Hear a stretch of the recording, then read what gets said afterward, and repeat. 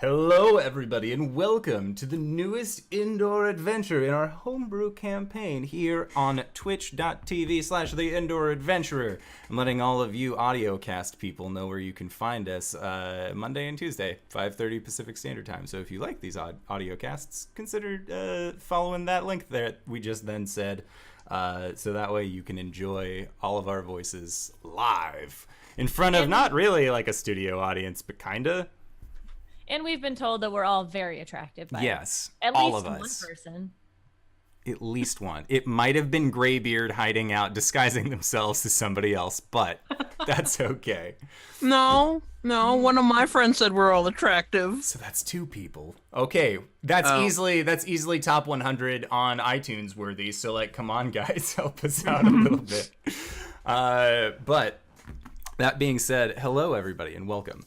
So we are, let's just recap a little bit of the events that transpired last week. So, after talking more, amongst each other, as well as, Caelum, three of you decided that you were going to take the initiative, to try and find out more about this shield situation, as Caelum has a spirit that lives inside of it named Amaris, which definitely has put Blake and Cori both on kind of a sour path in regards to the shield itself, just given their back history as well as their just general dislike of undead things, that which this spirit does exude a little bit of. Gwen, you tried your best to get into a spiritual contact with this shield, to which you did not, but you had told Blake that it was the spirit of a dread pirate Roberts, to which he believed, but Cori quickly dissuaded that information from coming to light. You then ended up reconvening with Caelum, where he found that the staff that you guys had found previously was actually a staff of the Adder, and allows him to turn the end of his staff into an actual snake to bite out at things, which seems pretty cool.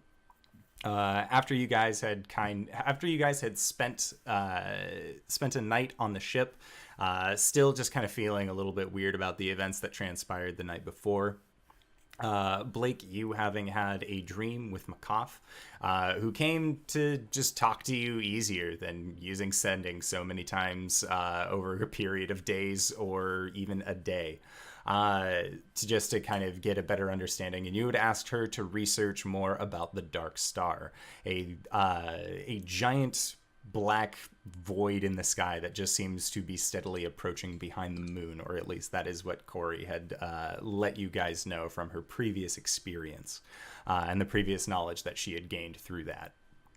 You then decided to enjoy yourselves up on the deck, sparring, kind of learning how to pilot the ship, and that is when you saw a secondary vessel appear, as well as a creature fly up into the sky, and over the course of combat you ended up fighting off a series of pirates as well as a cyclops, and Blake just mercilessly killed a manticore as it tried to fly away. The Four Keeps once more doing an excellent job at defending the Midnight's Dancer. You then commandeered this ship, tied up the pirates that were there, and Gwen, who had gotten smashed through the floor of the deck of the ship into a downstairs compartment, ended up finding a large barrel, which she assumed was full of grog. But however, this barrel was full of 4 winged kobolds, who introduced themselves after a handshake out to Gwen with the names of Shu, Gurn, Malk, and Tivin. And just based on how they have pointed themselves out, Gurn, the one to introduce himself, is a lighter red kobold. He has the very atypical snout, and each one of these kobolds does have wings on their back. And he seems to be wearing a little loincloth around his front, as well as like kind of a tattered shirt. and he goes to shake your hand. And you can see then that there is Shu, who always seems to be wringing his hands, kind of looking around nervously, doesn't really know a whole lot about what's going on. You would expect. Then there is Tivin, who is a more brownish color. He has a shorter snout. And then there is Malk, who is the taller and paler of the two, or of the four. I'm sorry, what was the Tivin? Tivin. All right. He's going to reach out his hand. Gwen is going to reach out her hand and squeeze his hand very tightly, kind of bringing him in closer to her. And she's going to say, look, if you're going to fuck with shit on this boat, I swear to God, I will end you and throw you overboard. Do you understand me? Because I'm not having it right now.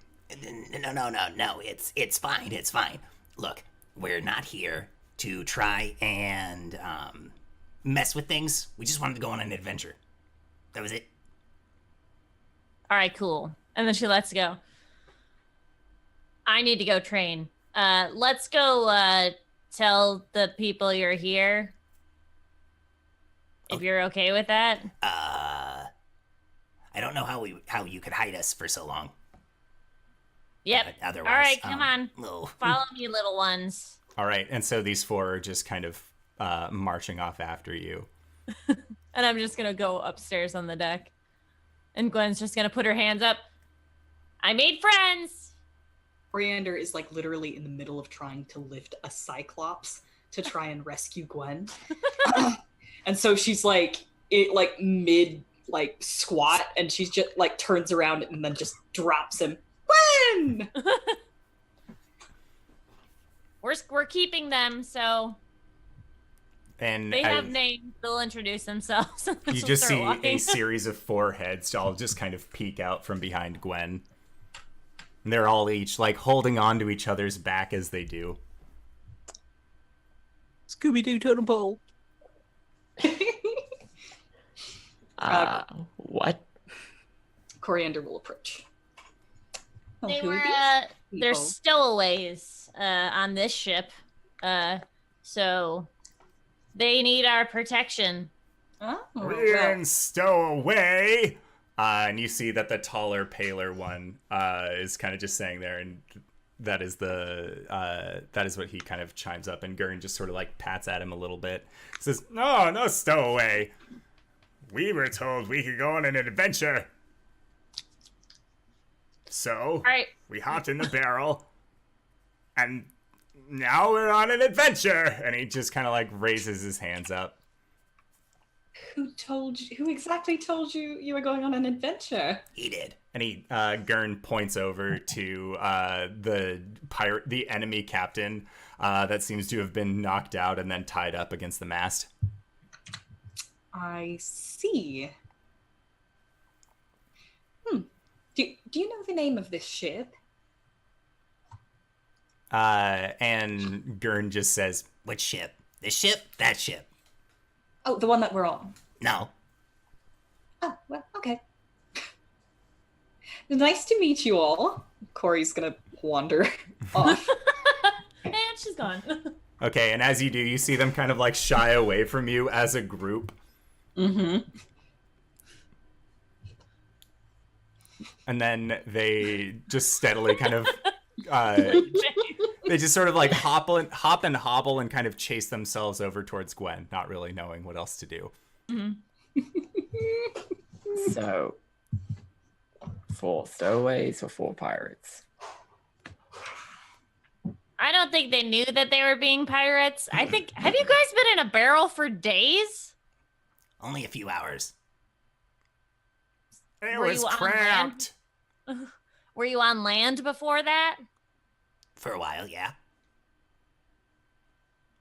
Which land? Yeah. And they kind of look at each other, and then you see that the nervous-looking one, Shu, says, Oh, we came from the Isle! The Isle of Arasthk!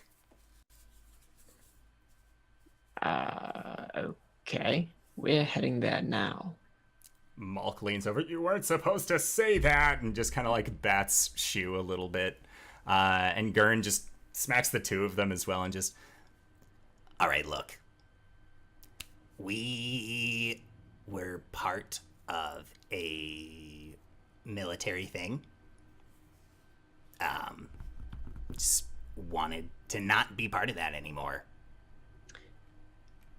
So we left. And those guys seem like they were stand-up individuals, so we volunteered to work on their boats. And next thing we know... What? Are you saying you ran away from service? Well, I'm not saying that. And then you hear Malk just say, yeah, Shu usually says that. Kind of like points over at the other one who just looks really nervously back at him.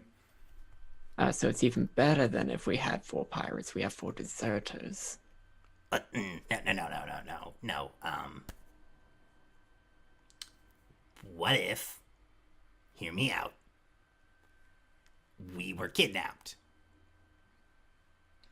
That way, we didn't desert, right? And he kind of like looks to the other kobolds and they all just nod. Gwen's gonna sigh real big, and then she's gonna take her axe from her back and like set it down on the ground. You guys got about 5 seconds to get your story straight, because right now it looks like you guys are worth a lot of money to me. They all just kind of like look back and forth and just, we know how to work a ship. Yeah, we're about to get off of one. Well, you'll be on an island. Do you plan on staying there for a while? Until we can seek passage elsewhere. Well, what if you had a crew on your ship? That could be us. It doesn't help us if we don't have a ship. That's true. There is an auction that you could go to if you were looking for cheap ships. Yep, and that costs money. Money that we can get by turning you in. So you need to tell us exactly what your story is. And convince us of your worth really quickly. Yep. I don't think Blake is charismatic enough to do that, actually. This is an intimidation roll for them. Okay. I will say you can use your strength. All right. Big boy. Oh. All right.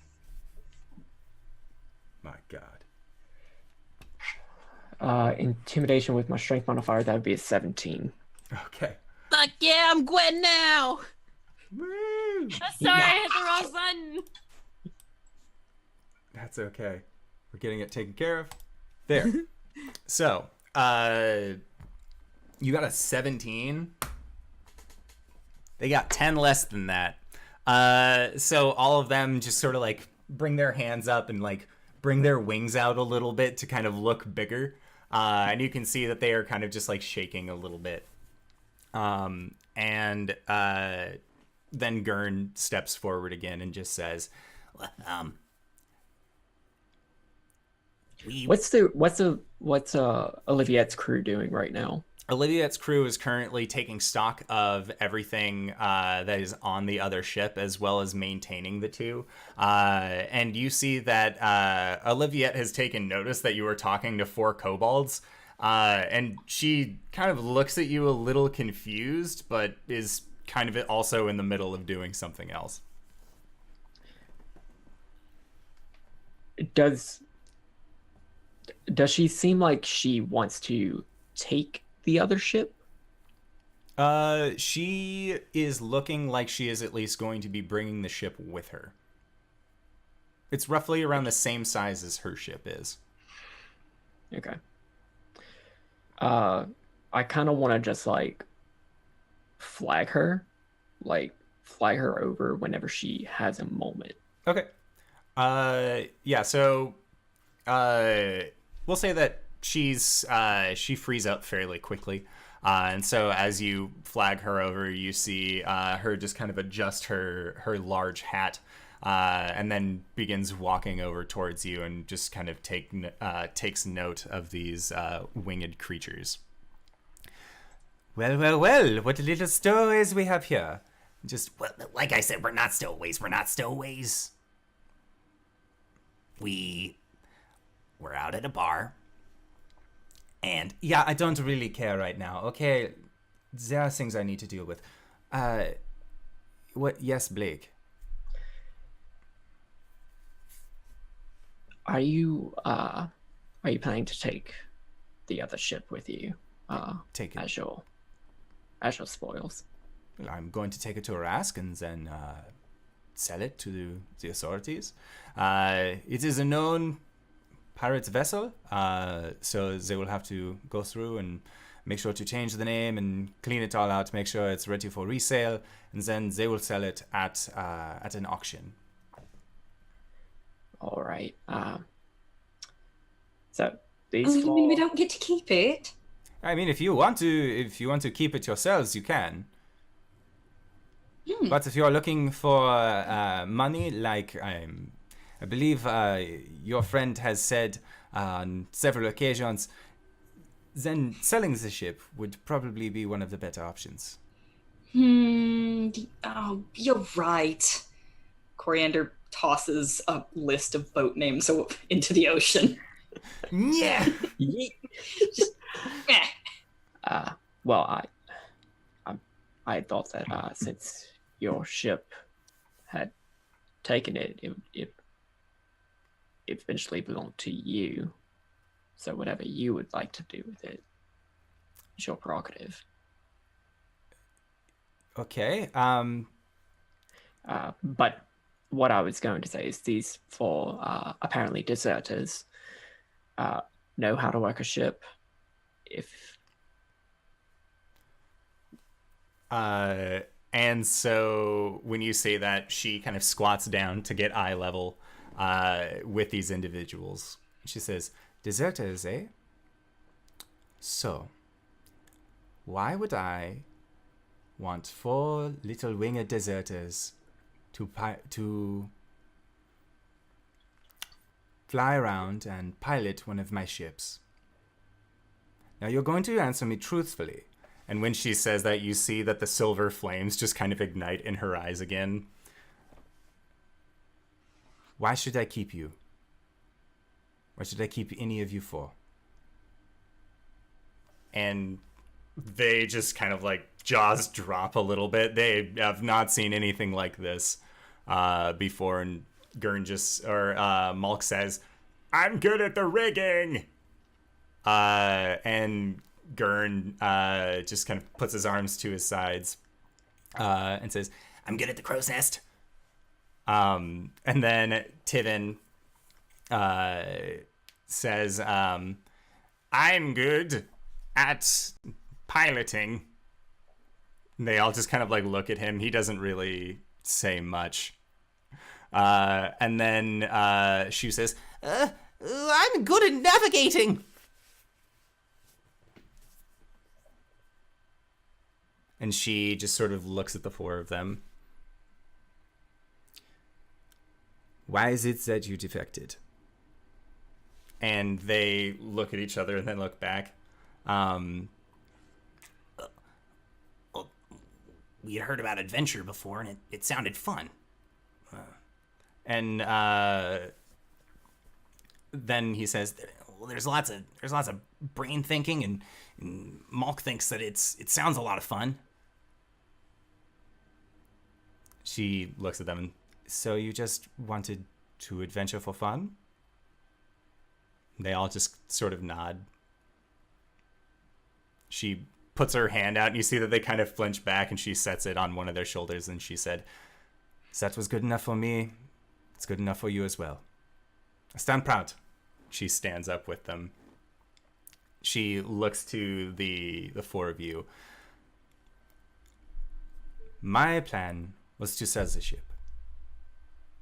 Selling it to the city, I will get roughly 2,000 gold. If you can provide me, if you let me collect your fees from Danzig for protecting this ship, as well as let me collect the fee for the pirates, you can have this ship and you can have these kobolds as well.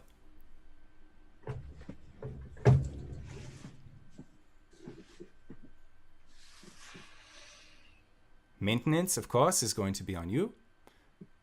Feeding these four also is going to be on you.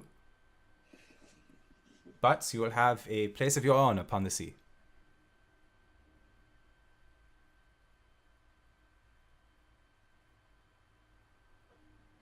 Now, we still have a day before we get back to Arasthk. You can think about this. I have a dead Cyclops to take care of, and one of our men wants to circle around in a boat, grabs that manticore body, and see if we can harvest it for something. And as she said that, you just see Gwen with the body of the Cyclops over her head, and she just hucks it into the water. Hey, and gives it the finger. Yeah, there is just a loud ploosh sound as this body goes into the water and then just kind of floats next to you for quite a while. Cori's just looking at Blake somewhat eagerly. I'll be quite honest, I really don't want a boat.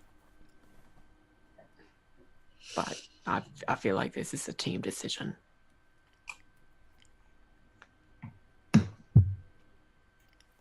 If I'm going to be honest, a boat sounds really cool. But likewise, it is a team decision. So All right, let's. I don't need any help getting the salvage or the bodies. And Olivia is already walked off. But the kobolds look back and they just say, Oh, cool. We could get it. We could grab it and then we could fly it here and just pull it.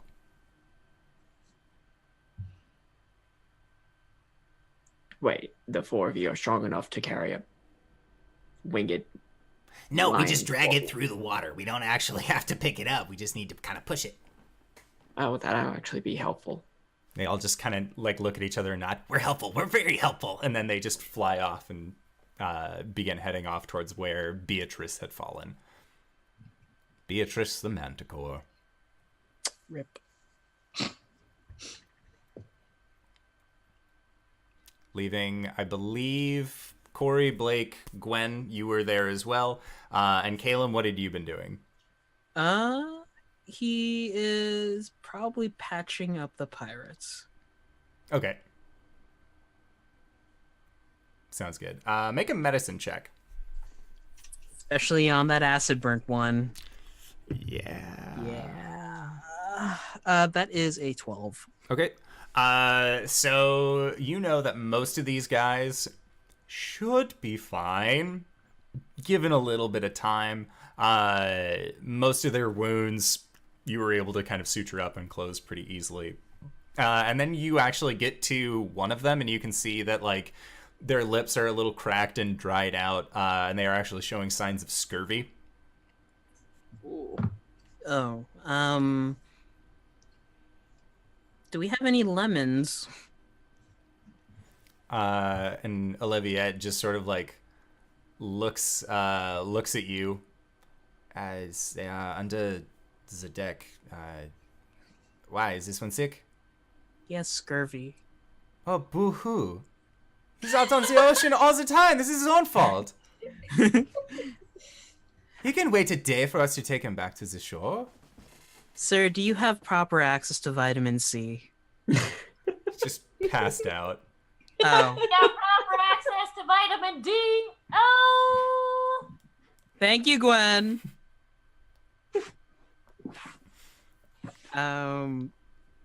The guy with the acid burns. Is he like really fucked up? He had 1 HP when he surrendered. He Caelum? is still awake. In a lot of pain, but he's awake. And tied up. Caelum's going to touch him and give him a cure. Okay. And this duder heals 8 HP. Okay. Sounds good. I'll mark that down. Ugh. Okay. So you are healing this guy.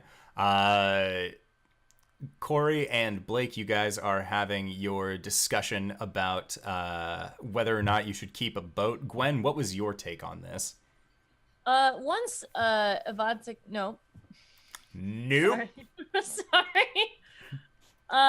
Once the pirate captain came over and started talking, she was like, "Adults got this. I'm gonna do something else." So she went over and hucked that dude into the water, and then I think she would have gone back over to their ship and probably gone down in the basement and started training because she's pretty pissed off. Okay. Sounds good. So Blake and Cori make. What are you guys doing then?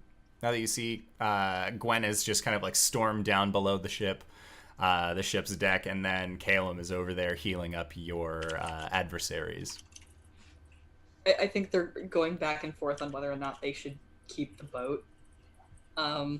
And like for the most part, Coriander's agreeing with him that they probably shouldn't keep the boat, but then she'll counter that argument with, but it would just be so cool. It's like, but we could be privateers, or, well, you know, it'd just be really neat. We could call it. We could give it a really cool name, and it'd just be really cool. But you're right. It's probably not very, practical. But it's already got a crew. I'll just let her go back and forth with this. Oh yeah, no. Cori is definitely having this like internal debate about this whole thing. She's just putting words into his mouth, like having like he's the word of reason. She's like, yeah, I know what you're thinking. Like, how are we going to maintain it? Okay. And you're right. And just back and forth, back and forth. All right. Yeah, eventually, Gwen, as you are training, that is when you actually see Cybra come out below the deck, and she just sort of looks at you. And then her tongue sort of flops out, and she just kind of like happily comes up to you. And Gwen's swinging her practice axe around, which is a little bit heavier than her normal one. And if Cybra comes up to her, she's just gonna like, go, dude, no, get out of here. I'm busy. And she's gonna try and shove her away. Okay. She'll just move off to the side and then sit and just look at you. Yeah, Gwen will just continue to practice her moves. Yep. Cybra will definitely just hang out and watch. And Caelum, as you go around these different individuals,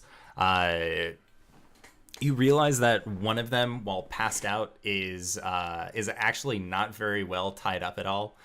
So using the skills that you had gotten from a Christmas gift from a Tuesday night member, you actually completely like, no, this is how it should be, and you re-rope this this pirate so that way he's tied up. Oh, hemp rope. Hold on. Don't want to waste the good silk rope. All right. So yeah, you finish tying up these pirates, and the way that you're working it as well is that it's very much kind of like an interlinked rope. So one of them, if they try and move, then another one is also going to kind of get caught. So none of them can really get out. And that's when you see, as you finish healing up these pirates, that your kobold friends are actually flying back, just kind of pulling this large creature through the water. Huh. That's a lot more massive close up. Or actually, you wouldn't know these kobolds yet. You would have seen Cori and Blake talking to them, and then they would have flown off, and now you just see them kind of coming back. Guys? And Olivia comes up to you and just, what is it? Manticore overboard? Oh, they actually brought it over. That's very helpful. Okay. And she just kind of like walks over to the side of the ship, just does not meet your sense of urgency. Very nonplussed about it. Yeah. And she kind of looks around, just, where's that small one? She will be very helpful in this. You, Caelum. Where is Gwen? Did I see her go down? Please don't tell me. Make a perception check. Phrasing. 17. Yeah, you would have I seen didn't Gwen catch go below the deck into the hold below. I can go get her. Oh, thank you. And she's gonna go over and start directing people to kind of like put cords and ropes around this creature, so that way they can actually pull it up with a pulley. Yeah. Okay. This is down, looking for Gwen. Probably hears the grunting. Mm-hmm. And Gwen's in her training outfit, which is just her crop top, like halter top thing, and her leggings, and she's barefoot, hair pulled back. Flash dance. Caelum like peeks over a box. Hey, Gwen. What? Jesus. What? They got the manticore. Sweet. Yeah, I think Olivia needs your help with it. There's like 20 people up on deck. Does she need me? Well, she specifically asked for you. Are you okay? I'm fine. I'm just training. Oh. Okay. Yeah, help would be appreciated. Fine. And she takes the practice axe and slams it in the ground, and it's wood, and the floor is wood, but it still goes in the ground a little bit. Caelum's eyes like go wide, like, She just starts up the stairs. It is Was it stomping with purpose into a direction. Mm-hmm. Caelum just turns to Cyber. Did I say something wrong? Sabra tilts her head at you and just doesn't really seem to get it. But she comes up to you though, kind of like nuzzles against you. So then Gwen, you emerge back on deck, and you can see that there are ropes that have been put around the manticore onto the other ship, and they have a rigging set up so that way they would just need somebody to pull this rope. And then they could lift the manticore out, swing it onto the ship's deck, and then set it down. Okay. I just looked up to see how much a manticore would weigh. Holy shit. But with a pulley system, 1,000 pounds shouldn't be that bad. Nope. It'll be right at the edge of your enhanced strength.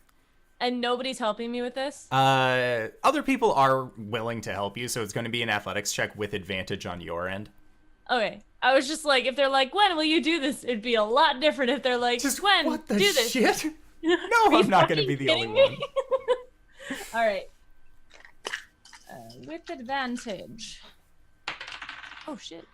That's an 18 plus 5. Yeah. Okay. 23. Yeah, so the rest of you who are still remaining on deck see Gwen just stomp over, grab hold of this pulley system, and you can see that some of the kobolds like grab onto her and begin to kind of like pull back as well. And Zorka, the carpenter of the Midnight's Dancer, comes over, and he actually begins helping Gwen out as well. And with this group of people all pulling back, you actually lift this waterlogged manticore out of the sea, and then they manage to get it onto the deck of the ship. And the ship kind of tilts a little bit in the water. And looking back, you can see that the Cyclops that you had tossed overboard is maybe like 75 feet away from where you guys are, just sort of drifting out into the ocean. But they managed to get the manticore back up on deck, and Olivia bows to you and says, you can thank you so much for your help. Don't think that we would have been able to actually pick that up without you, legitimately. So Whatever. So, help yourself to another bottle of rum from us to you.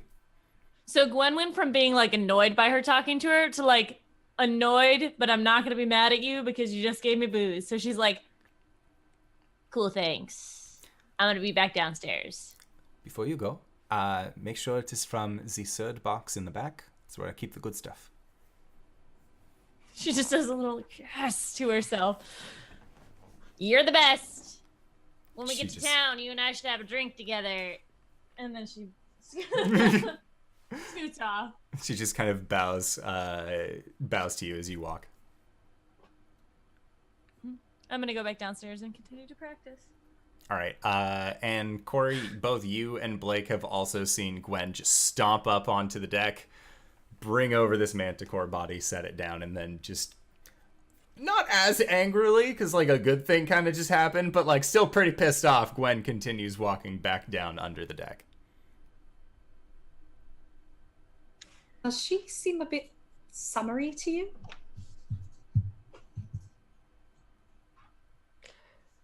You remember back whenever the marrow happened, and well, I was really pissed off because I didn't feel like I could do anything. Mm-hmm. Okay. That makes sense.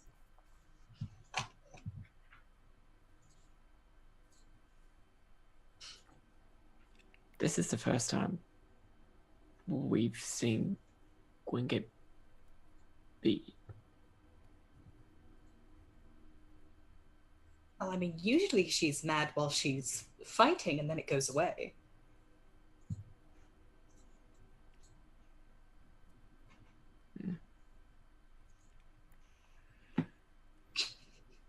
And Olivia will actually walk up to the two of you, and she comes up to you, Blake, and says, so, quick question. Blood Hunter, yes. Have you ever carved anything like this before? And she points over to the manticore. I don't think so, but I think I have notes somewhere. Would you be willing to help? Absolutely. Excellent. Thank you. And she begins to walk you over as well. And to you, Cori, she says, still on to meditate later? Mm-hmm. Okay. She just thumbs up and then continues walking with Blake. All right. I don't think he's skinned a manticore before. No. And it is not Fae? Nope. It's a monstrosity. Okay. Yeah, I will try my best and hopefully get people over if they can and sort of like help direct while I'm doing this. Yeah. No, for sure. So make a survival check with advantage.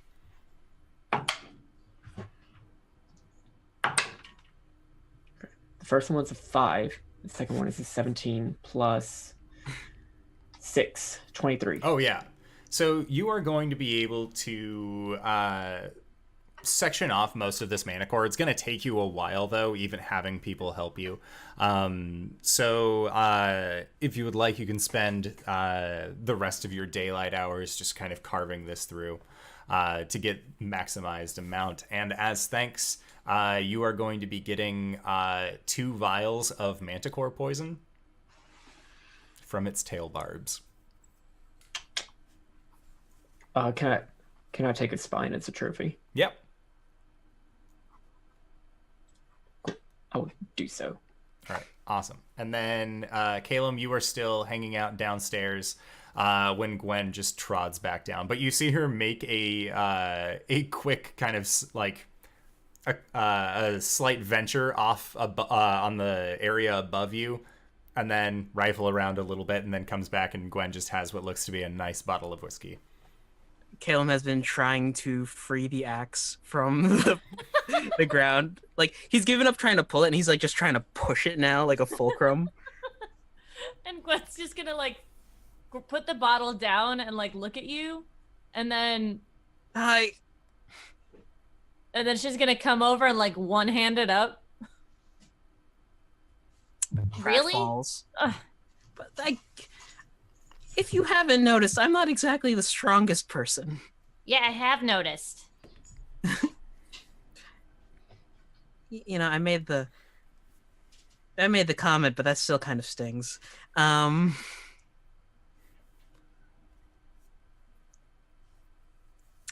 You okay? I'm fine. I said already, I'm fine. Okay. Just like to get back to training if you don't mind. Is it cool if I sit here and read? I guess it'll probably get kind of gross down here. I'm probably going to get more sweaty. I think I've seen you grosser than that. No, I mean, there's going to be like a pungent, like, it's fine. That's whatever. You mean like after that, you know, at the port? Okay, I'll be here reading with Cybra. All right. Gwen will probably ignore you for most of the time you're down there.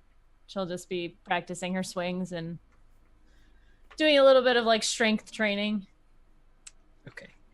All right. And after these kobolds have come up and set off the manticore, they're actually going to fly over to Cori, and then just kind of like look up at her and just. Do you need us to do anything? Like what? I don't know. If you do take the ship, you would be like our captain or something. So we're really just establishing ourselves in this. It feels weird not to be in a social structure sometimes. So we're kind of just like putting ourselves in this small little governing body. So, is there anything that you need us to do? Coriander like seems to like really like the idea of being captain. She's just kind of like smiling to herself. She's like, well, then take care of the ship, I suppose. Swab the poop deck, man the rigging. And Malk just, I like manning the rigging, and just flies upward. And then Tiffin just kind of looks scared and flies off after Malk, and they begin to just work tying up the rigging more, making sure that they familiarize themselves with it. And then Gurn just looks at you and just, There's gonna be you know what? I'll just help clean up the blood from what he's doing. His Sounds name's like a Bluck. good idea. What's his name? and he points towards Blake. What's his name? Oh shit! What is he? What did he call himself earlier? What's his actual name? He didn't say. God damn it. Okay. Well, right now we're calling him Blake, but that could change soon. And they just sort of look up at you. You can tell that inside their lizard brain, it's just not firing off. Yeah. Coriander sees nothing wrong with this. Just they fly over and they begin helping Blake out, just being an extra set of hands for him. Nice. Corey's gonna go stand on the prow spear and look dramatic. Because that is what we learned was the name of it last week. Thank you, That's the Greybeard. pointy bit! Yeah, the pointy thing. Thank the you, prow Greybeard. spear. All right.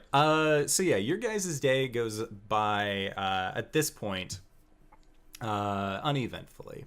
You kind of get this second ship set up. And what they end up doing is that they, rather than unfurling both ships, they instead just tie a very lengthy knot of rope between the two of them to tow this other ship behind them, making their way towards the Isle of Arasthk, where you guys have been headed previously.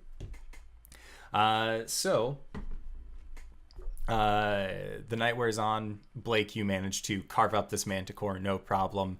And then once you've finished with it, you can see that the kobolds just begin scrubbing the blood off of the deck as best they can. There's a lot that's still just ingrained into the wood at this point, but they're doing their darndest. And other than that, you can see them kind of just flying in between the masts of the two ships, making sure that everything above ground level is taken care of for you guys. So that way the majority of Olivier's crew can kind of focus on manning the two ships at the that are making up the base. So the night, this kind of later day turns into an evening.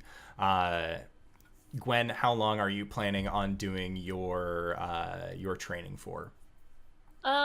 Probably for longer than she should, like a couple hours, where, like she'll just be trying to push herself, and like she'll at the end of it she'll do a swing and kind of like not be able to catch the weight of the axe and kind of slip and fall, and then she'll just like kind of sit on the ground for a second, like.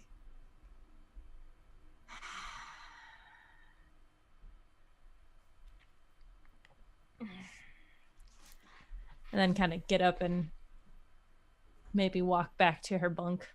Okay, so as you kind of like sit and you have that moment of just like fist on your head, sign to yourself, you feel the wet kiss of Cybra just licking up across your face. Mm-hmm. And she'll kind of just push her away. She hobbles back a little bit, and then as you go over to your bunk, she just kind of follows after you. Mm-hmm. Yeah, she'll probably just lay down for a while, not sleeping, but just laying down. Okay. Caelum, are you still reading? He wasn't really reading. It was like flipping pages, like looking up every like so often, just to check on Gwen. Does she want to talk? No? Okay. Does she want to talk now? No? Okay. Okay. And then you've seen her just stand up, go over to her bunk, and then that's where Cybra kind of follows.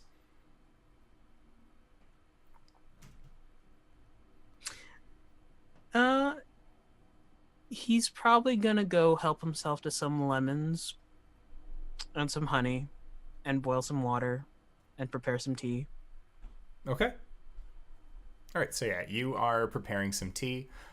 Cori, you are still on the prow spear. Blake, you just got done finishing up the manticore. Are you, what is your plan now? Because the ships have kind of separated, so you are on this back ship. But if you need to get onto the front ship as well, then they can kind of adjust things to make it easier for you.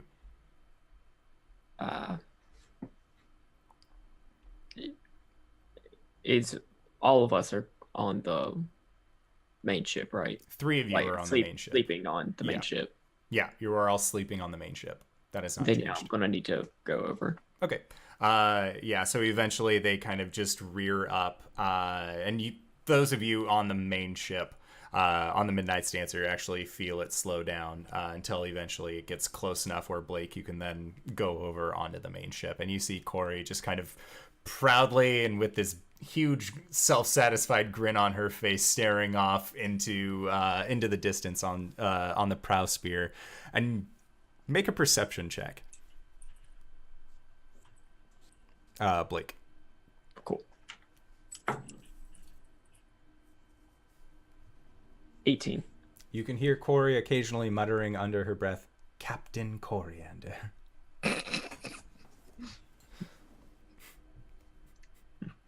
What a nerd. Whenever we were on the little fishing boat, she called me Captain Blake, so I'm kind of like, all right. But she's the one who wants the boat. Yeah, okay. I'm just gonna go to sleep, or I'm gonna go down to our bunk. Okay. And you can see that Caelum is kind of reading a book, and he is kind of reading it. You've seen him engrossed in texts before, but he seems more like he just needed a book in his hands at the point. And you can see that Gwen is... have you gotten into your bottle of fancy rum? She hasn't touched it. Yeah, you can see... She actually kind of left it Yeah. over where she was training. And you can just see that there is a bottle of fancy rum that is kind of just like listed from side to side, and Gwen is just sleeping on her hammock with Cybra just plopped down next to her.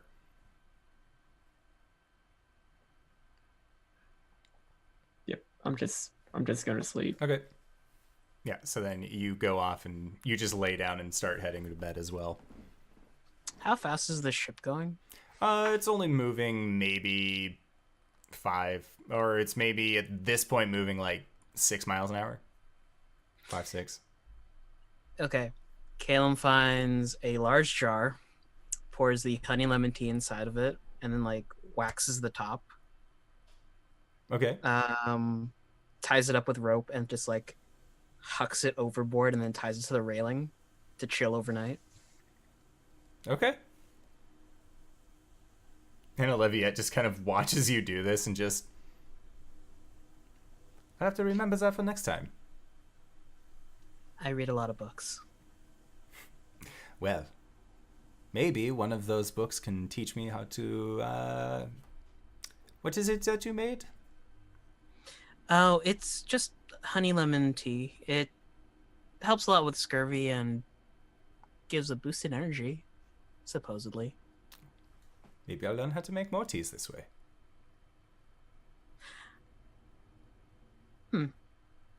Just Caelum thinks to himself, rummages in his pack, and then gives her like a book of teas and herbs. And she just kind of looks at it, looks at you, and just, did you just have this prepared? I mean, I've got a couple. I think I've pretty much memorized that one. Don't get me wrong. This is lovely. Thank you. And He waves. yeah, she just kind of looks back and then goes into her cabin to put it on a shelf. So yeah, your guys' night. It is now the mid-evening. Caelum, you've watched Blake just walk in, go to sleep. Gwen, are you still awake but just kind of like laying in your bed? Yeah. Yeah. Caelum, make a perception check. That's what oh shit. That's 24.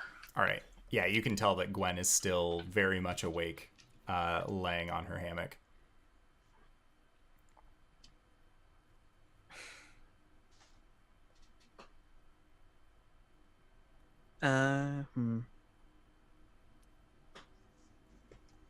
He thinks to himself, and then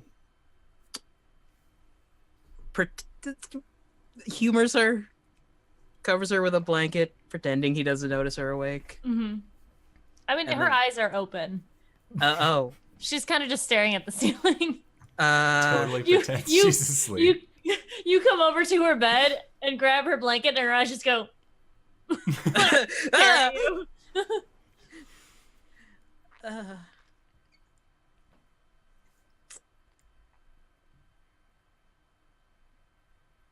You know what? You gave me space. I'm gonna give you space. Tucks her in. If you want to talk about it, I'm over there, I guess. One of the kobolds took my bunk. See that 3 of them have taken your bunk. Gwen's gonna like kind of turn on her side, and then she's gonna like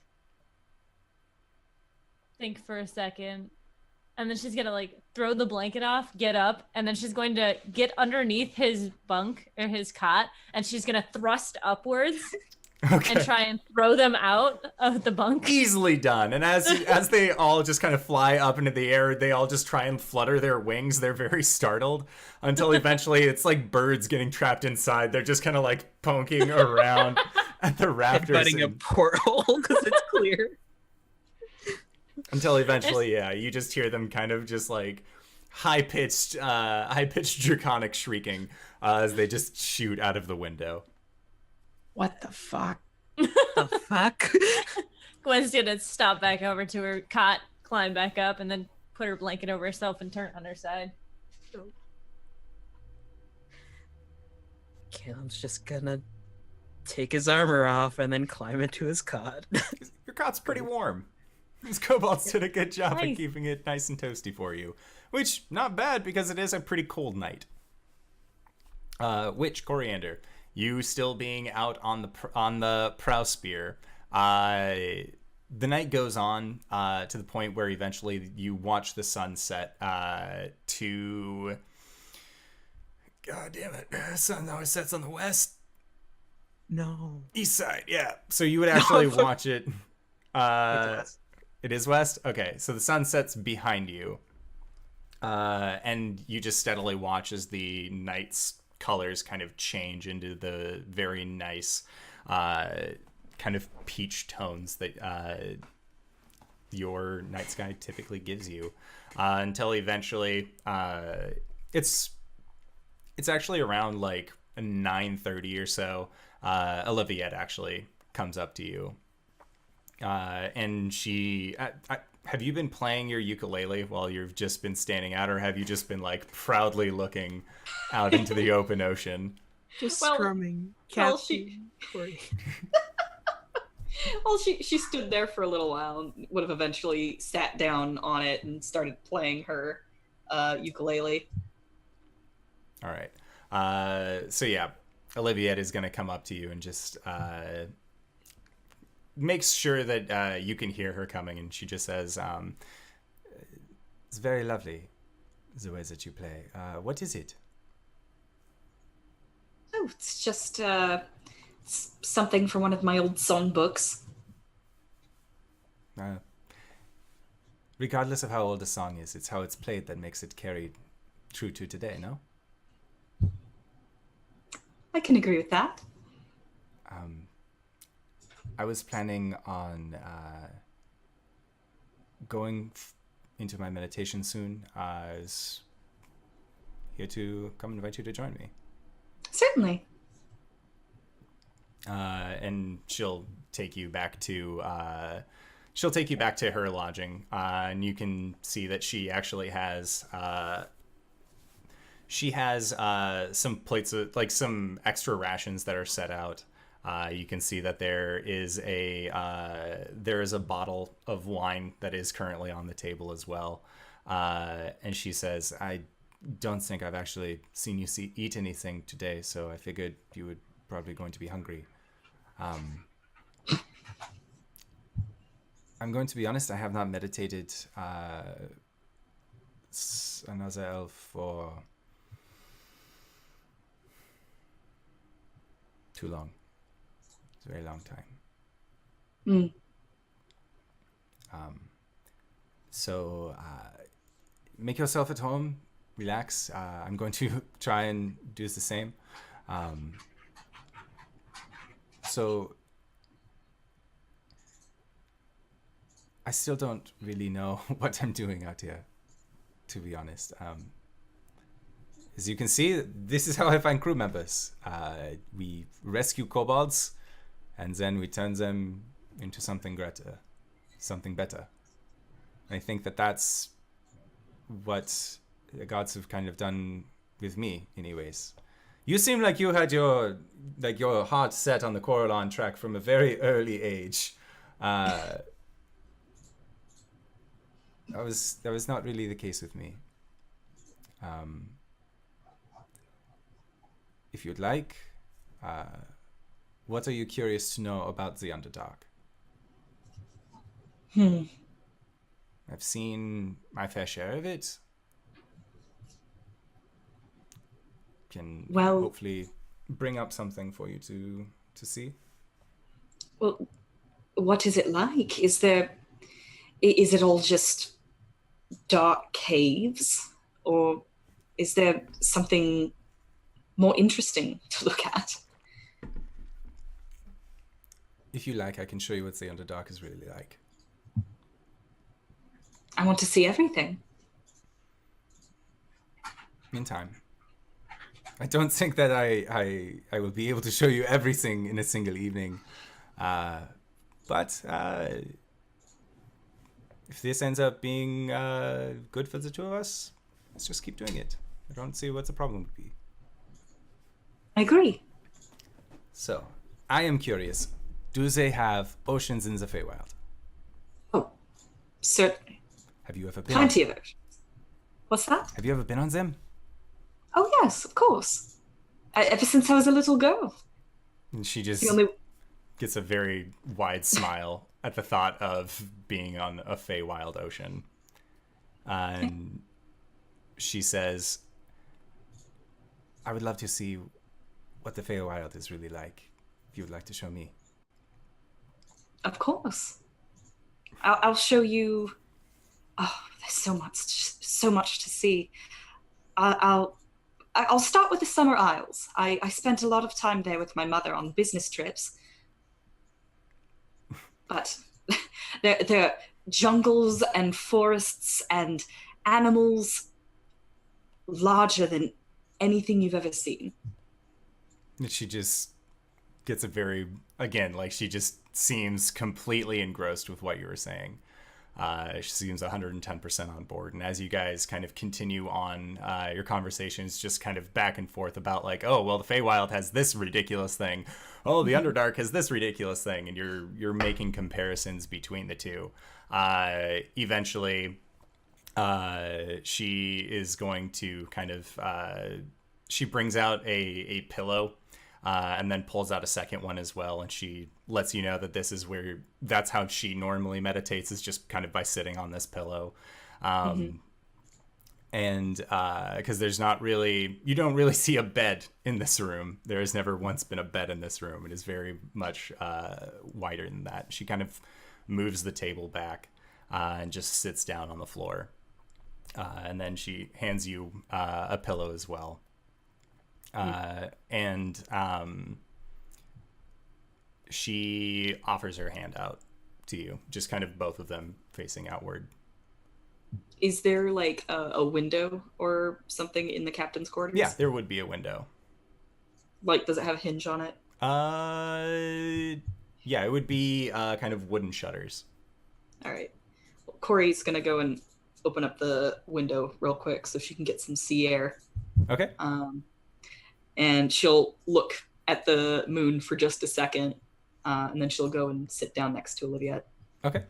And where the moon currently is, it's the two of you kind of sitting looking at each other, hands outstretched, and the moon is kind of just placed almost in between the two of you. And as the two of you kind of close your eyes and get ready to go into your meditation, you can kind of feel that same warmth that you had previously when both of your hands had kind of lit on fire together. And you feel that as you go into your meditation. So as you guys are going into this meditation, the last time you meditated with another elf, it led you onto a strange plateau where a wooden door opened up, revealing a wood elf bard who sequentially got a song stolen from him on the wings of ravens. Instead, this time, you just kind of feel your essence kind of just like merge in, like flow from your center into your hands, into kind of that warmth sensation where you have that connecting point with Olivia, and you feel that there is a greeting of warmth that also kind of comes back from it. But there seems to be kind of like almost like a biting cold with it, as your consciousnesses merge. So what is the vision that you are going to be giving Olivia? What does she see? As you said that you were going to be taking her across the ocean into the Isle of Summer. So what does that experience look like? And you can use any describing words that you want, whether it's this is what the land that we're seeing is looking like, this is the jungle, these are the people. You have free reign over your character's memories. Okay. Well, Coriander, first of all, she's going to show her the approach to the Summer Isles. And it's just like a really tall island where it's very clearly got like a volcanic center. Like if anybody's been to Hawaii or seen what Hawaiian islands look like, it's very similar to that. It's just kind of got a very jagged appearance, but just completely green and verdant and just full of life. The approach to the like she's very specifically calling from a memory of sitting on the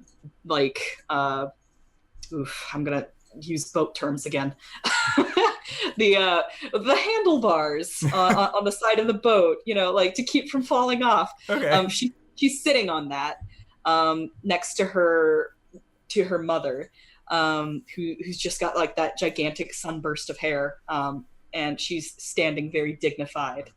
And Coriander is fairly young, probably 10 to 13. So she's like got like those long limbs that kind of like a baby horse, just like really long and gangly and kind of stumbly and just, she's a little bit klutzy. So it would, for a normal person, it'd be really nerve-wracking for her to be sitting on the edge of the boat like this, but her mother is like just completely like serene. Mm-hmm. And she's like focuses on the memory of just the smell of the smell and the spray of the sea, and she'll like turn around and look back, and the ocean is just a like vibrant like sapphire blue, like everything in the Feywild is just like the saturation's been ticked up a few notches. Mm-hmm. Like just everything's just a little bit too colorful. And then she'll like kind of skip ahead a little bit as they're walking through the village, and it's a weird mix of like handmade wicker baskets and like a bazaar and a market, and then like as you get into the richer part of the city, like there are tall Eladrin buildings that are just really elegant and have like impossible architecture. And everything seems to want to be made out of glass. And she'll just show her around the village through her young Eladrin eyes, and the memories that she had there. Awesome. All right. So after you have shown her this village, what you are getting, the experience that you are currently going through, is that you sense darkness around you until eventually there seems to kind of be these blue lights that begin to illuminate around you. And looking down, you can see that you are in this young drow girl form, maybe 14, 15, very young.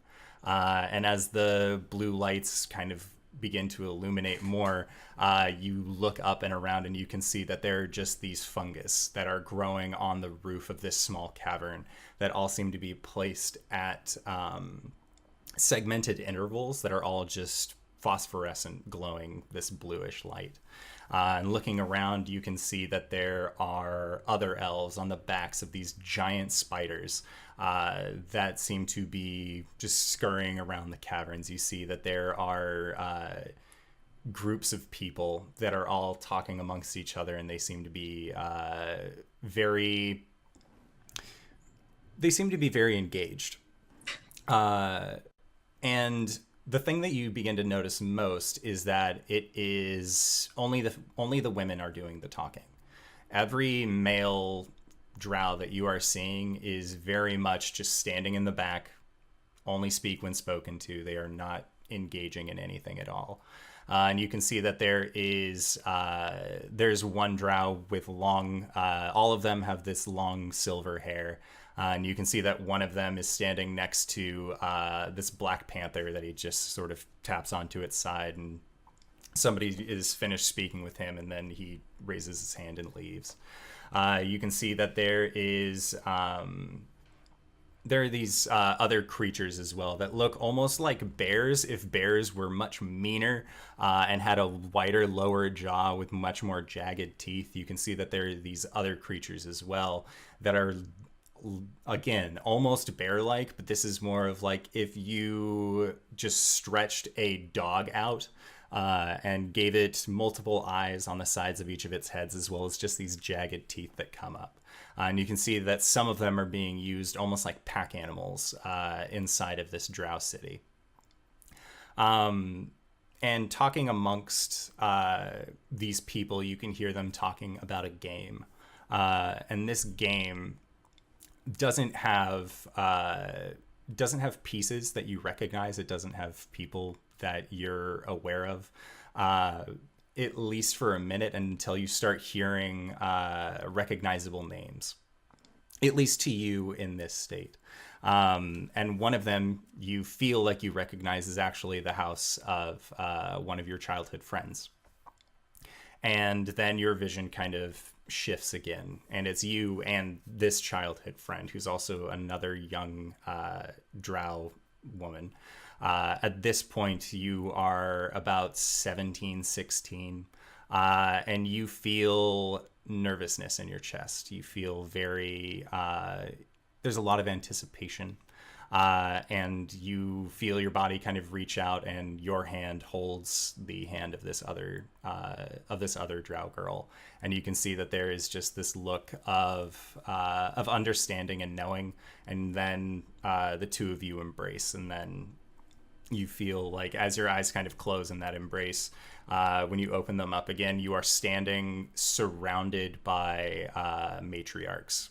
Two specifically that look like they are much more they have a lot more about their officiant like garb, and then you look over and you can see that there is a figure that you recognize to be your mother in this vision,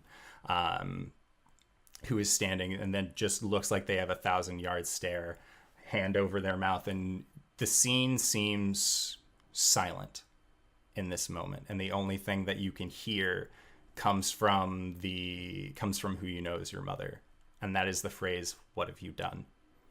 And you feel your vision shift forward again, and you see your childhood friend getting the garb of these officiants brought onto them, as your mother has her gear stripped away from her. And it looks like there has been a change up in this game that the drow had been playing amongst themselves that you in your young form weren't very privy to. You have your vision kind of flashed forward again, this time with your mother saying, "What did you do?" still echoing behind you, with her finger raised towards you, anger in her eyes, saying, "You must never come back." And as you plead, you feel yourself kind of getting pushed back, and when you look down, you can see that you are standing on this small wooden boat that is just getting kicked out into this large underground lake. And there is a sense of confusion about you, and then it begins to fade out again until you find yourself in this underground cavern, these phosphorescent lights still illuminating the cavern surface, when you feel fresh air touch up against your skin, and looking up, you can see that there is a natural chimney that is formed in this cavern. And above you, you can see what looks to be a full moon, illuminated by all of these stars, just kind of shining through into this dark cavern. And as you enter into the moonlight, you begin to hear a humming noise. And it sounds like a song is actually being sung. And you can just kind of feel tears welling at your eyes as you hear it. This song that sounds like absolution for everything that you'd experienced up until that point. And then your vision fades again, and this time you feel your body kind of wandering out of a cave. You can hear what sounds like the crashing of waves, and as you step out into the sunlight, the raw sun kind of burning at your skin, you can just see out onto open ocean, and then that is where your vision kind of fades. This time not transitioning, just going black at the end of your meditative vision. And as you and Oliviette both come out of this vision, her having experienced the wonders that the Feywild has to give, she just kind of brings her hands back to herself, and she looks at you and says, "You wanted to know what the Underdark is really like? There are monsters. There are demons. There are absolutely terrible things down there that will never see the light of day. But the dangerous thing, the things that make it the Underdark, are the people who live there.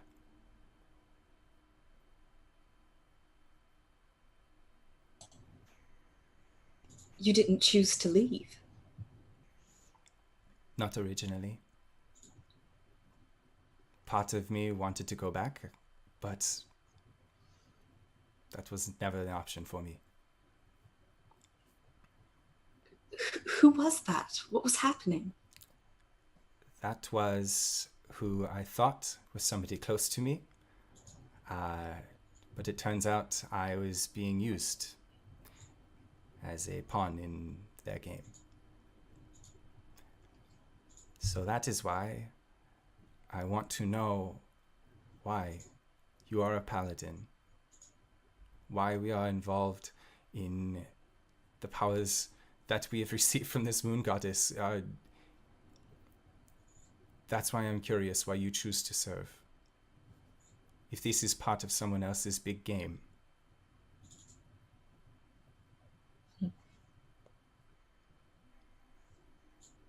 Coriander's going to take her hand and hold it very earnestly. She'll look her in the eyes and say, I will never betray you like that. And she just kind of like looks down again, and you just hear a kind of broken laugh escape from her lungs. And she says, I know. I feel like if you were going to betray me, yeah, you would have done it by now. And I think both of us standing before a god, receiving whatever this is, she lights her hand on fire. I don't know if either of us are exactly capable of that level of betrayal. Cori's gonna smile at her and then hug. Okay. And she just gives you a very tight hug. And you can feel that her head just kind of like nuzzles into your shoulder. And you can then kind of, you begin to feel wet spots where you know that she is just sort of crying into your shoulder. She'll like give her a more like protective hug from that point forward. Like just like at first it's tender, but she'll wrap her arms around her and just like protecting her from like whatever hurt is inside her. Okay. And she's like this for about 3 minutes or so, until eventually you just hear again, just inhale, shuddered exhale, and then I think I'm good. And then she just kind of pulls back and looks at you. And she just looks at you, and you can see that she kind of squints her eye a little bit, and says, there were greater things in the Underdark. I could show you, hopefully, without this happening again, maybe tomorrow? I would like that. Maybe tomorrow I'll show you the Otter Mile. And she just kind of smiles. And that is where we are going to go into our first break of the evening. So I wanted to say thank you to everybody who's decided to stick with us so far as we continue our amazing adventure here on our homebrew campaign. So we are going to try and be back in 5 to 10 minutes. So don't go no place unless it's to grab a food, grab a drink, grab a friend, and bring them on back. Unless you also wanted to check out In-Store Adventures, the store link that we currently have available in the description of our Twitch channel. We also include the description, or we also include a link on our YouTube channels as well as all of our audio podcasts. So if you would like to check out any of our sweet merch, like the Moon Maidens t-shirt with Coriander and Captain Oliviette, then you can totally do that and find yourself either a shirt, tank top, even an upcoming poster, but who's to say? So, we're going to try and be back in 5 to 10 minutes, so don't go no place, and we will see you guys shortly. All right, everybody. Bye-bye! There. Hello, everybody, and welcome back to our wonderful homebrew adventuring game. So, what did RJ do? What is he eating? What is that? Nothing. Okay, I'm gonna watch the VOD and be really scared. So It's literally chicken and bread. no, it's something else. It's something dangerous. I'll find out what it was. All right. So, yeah, you guys, Cori, you just got finished with your meditation with Oliviette. And you two are just kind of like holding each other for a little bit because Oliviette kind of needs it after having to dig up that memory for you to actually see what the Underdark is like. And then Caelum, you are passing out, going to sleep. Blake, you are asleep. Gwen, your body is tired, but your brain is just going way too fast about the events of the day previous. Make a Constitution save. Constitution save. Yes. The 24. Okay. So as you had brought up over the break, saying that if a detriment were to happen to you about a level of exhaustion, that you would take it. Don't worry about it. Gwen has done like more strenuous activity for longer periods of time. This is more of a just like you getting over a mental hurdle. But you eventually find yourself lulled into a restful sleep. And then Cori, our Oliviette says that you don't have to stay in her cabin the whole night. If you would like to return to your friends or anything like that, you're more than welcome to. And if anything, she's just going to kind of sit up onto the table and pull it back out and then set out food and ask if you would like any breakfast. Coriander will partake in some breakfast, share a cup of tea with Oliviette, and then return to the deck. Turn to the prow spear! Aha! No, she'll shake things up and go up to the crow's nest. Okay. All right, so you climb up onto the crow's nest, and when you get up to the top, Bristlebeak is just kind of hanging up there. You see that there is a little bandage over his shoulder, and he just kind of waves at you when you show up. How are you feeling this morning? And he looks at it and just, good. Excellent. Do you mind? I want to just sit here for a little bit and... Just nods. Alright. She's gonna hang out with Bristlebeak. Alright. Yeah, and so, like, you'll play for about half the song, and then Bristlebeak will open up its mouth and then also, like, chime in with parts of the song. So if you mess up on the fret, they're willing to help you learn. As you just kind of continue to play music out into the night air.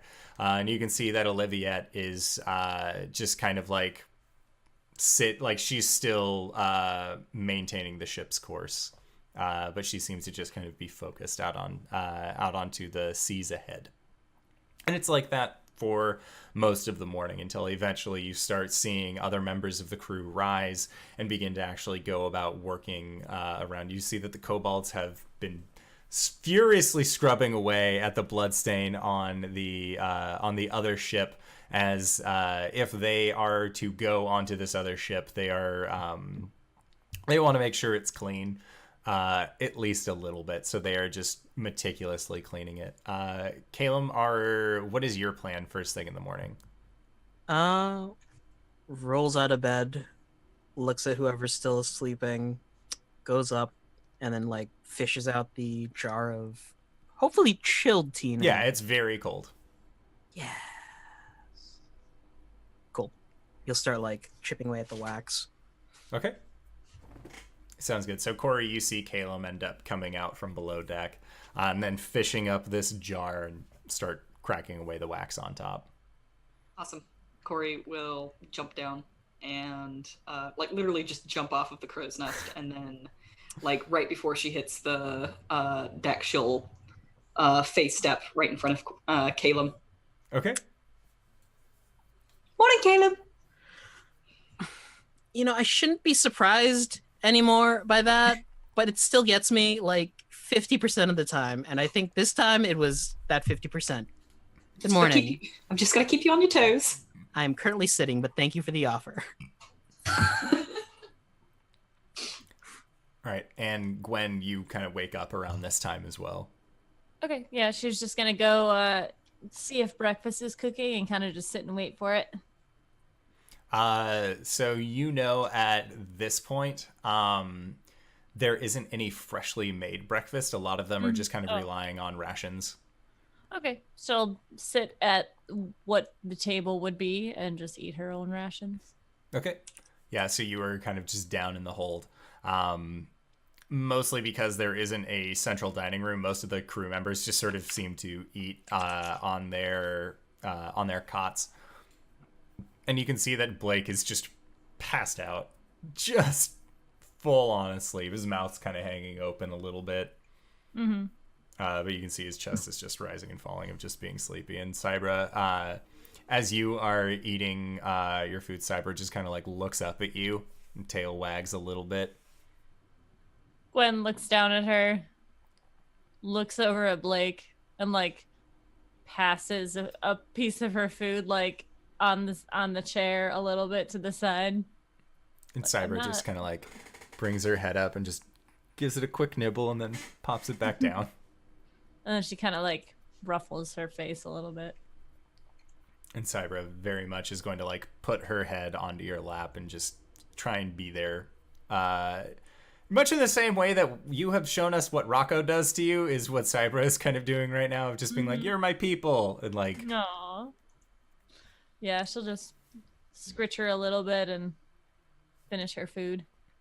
All right. And you are feeling generally pretty sore from how much you trained yesterday, as well as the physical combat that you found yourself in yesterday as well. But overall, after you're doing some calisthenics, you kind of feel that like there are a few knots in your back that you would really like somebody else to kind of work through, but it is not too bad at this point in time. So you just kind of begin after you have your breakfast. Are you going upstairs onto the deck, or are you just hanging out? Yes, I would go upstairs onto the deck and kind of just look out into see what's going on up there, not really being her loud self. Okay. And maybe that is why Blake has been allowed to sleep for so long, is because Gwen is deciding to be quiet this morning. And so, Blake, you kind of stir and wake up right as you see Cybra and Gwen heading up onto the deck.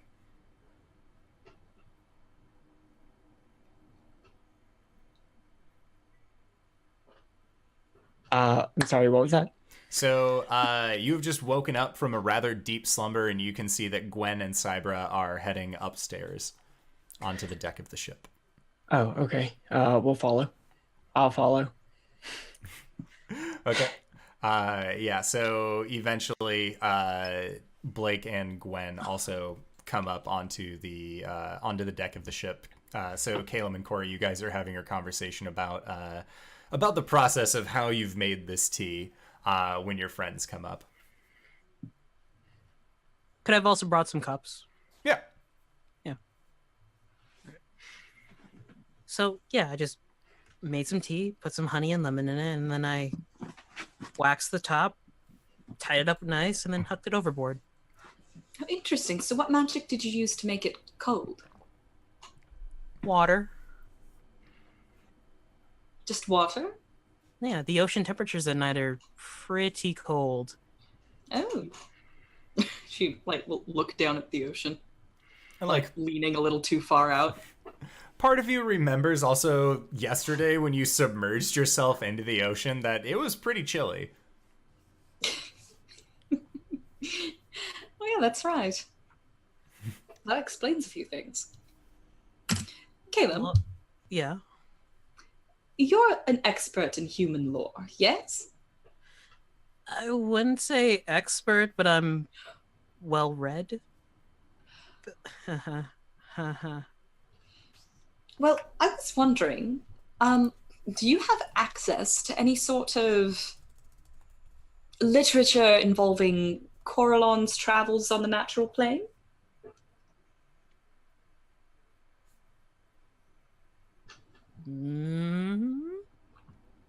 Maybe in the library.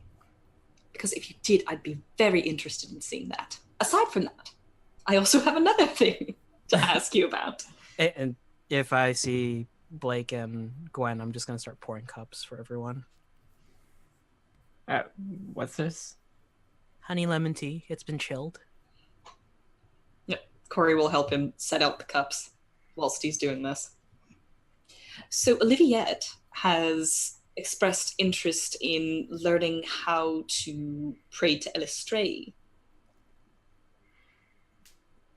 Okay. And as you know, followers of Coralon don't pray. Yeah. So I haven't been able to help her out at all. Funny story. Mm? Followers of Saloon don't pray to her either. Often. But I can give a brief explanation.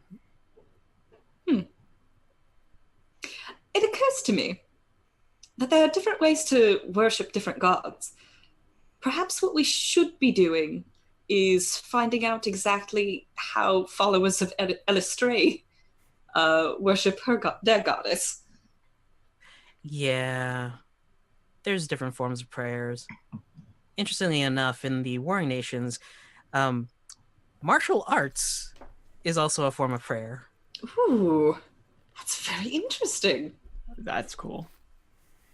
It's similar to what we followers of Coralon do. It's really more of a, don't bother me when you could be solving the problem yourself sort of situation. Well, the semantics of prayer is basically communing with your deity. It's just thanking them, giving a request, drinks. I don't know if there's any formal prayers, but I can give it a look. Right. I wonder if she would like dancing. On nights of the full moon, some followers of Selene will do something called the Night Stalk? What does that mean? It is a ritual dance in which the powers of Saloon overtake you and you fly through the air dancing. Oh my. Oh my. It is very tedious and exerts a lot of strain on the body. It overtakes you? Like a ghost? Must you make everything about poltergeists? I'm just asking questions in terms that I can understand. I wouldn't say like a ghost. It's a nice feeling. Not like the blackout drunk that happened to me with that one guy. I just can't see how that would be enjoyable at all. The next full moon is a couple of weeks off. And I had planned to pray anyway. Maybe I'll show you then. It's around that time, Blake and Gwen, you guys have made your way up to the group. Cori seems perturbed by this and instead of answering, chooses to drink. Gwen kind of veers and she's gonna go sit, be at the railing. Okay. Which Greybeard, I believe, described as the gun rail. Not the handlebar of the boat. But what did pirates call it before guns were invented? The goon rail. Where a bunch of goons would leer off the side. All right, so Gwen is going and sitting off to the side from where the rest of the keeps are. And then, Blake, are you going and joining Cori and Caelum? Yes. Okay. I am very interested in this iced tea. Did I freeze? No? No. Okay, cool. Cam will hand you some iced tea. We usually do this hot, don't we? It changes from what I've read. Chilling tea changes the flavor profile and sometimes gives it a fuller body. I don't know what that really means. It's quite refreshing, actually. Yeah, something cold in the morning. Can you do this coffee? Caelum looks up.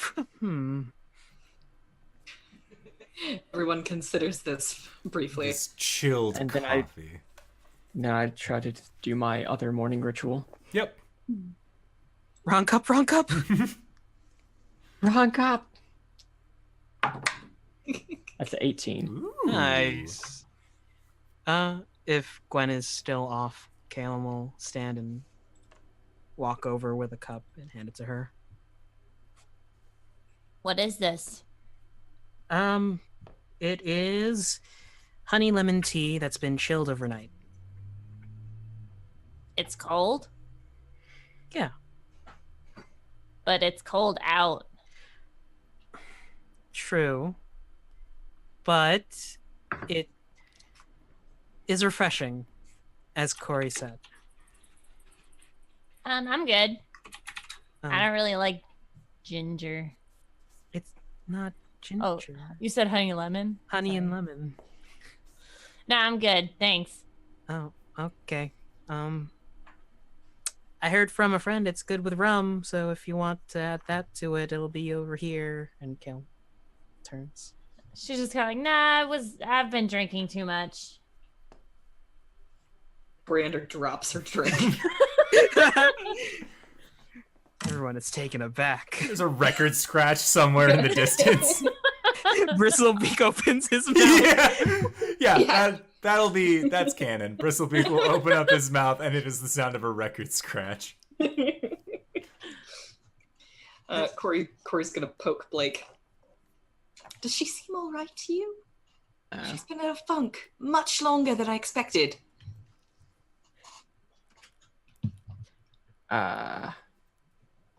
Gwen, are you feeling hungover?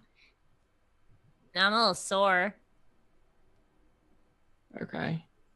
Oh, I've got some salves in my bag, I think. No, I'm okay. It's just training stuff, you know? Yeah, but you have to have a rest period after training. That's how muscles work. She kind of holds up her hands. I am resting. This is me resting. Well, recovery. Okay. Okay. Caelum just turns. Gwen, Yeah? I was going to do some training today. Did you want to come with? Sure. What are you going to do? I don't know. I was probably hit something with something else or pick things up and put them down. That sounds like it'd be fun, right? Yeah, sure. She's gonna turn back to Blake. It's worse than I thought.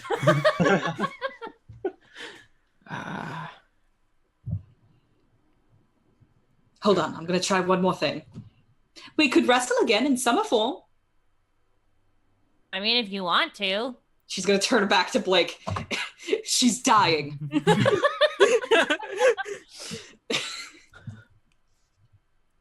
Gwen, what's going on? What are you talking about?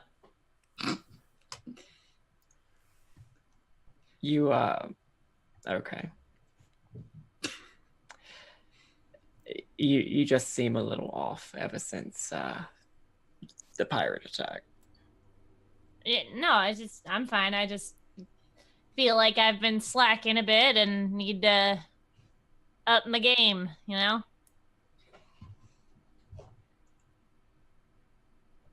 I think you contribute a lot.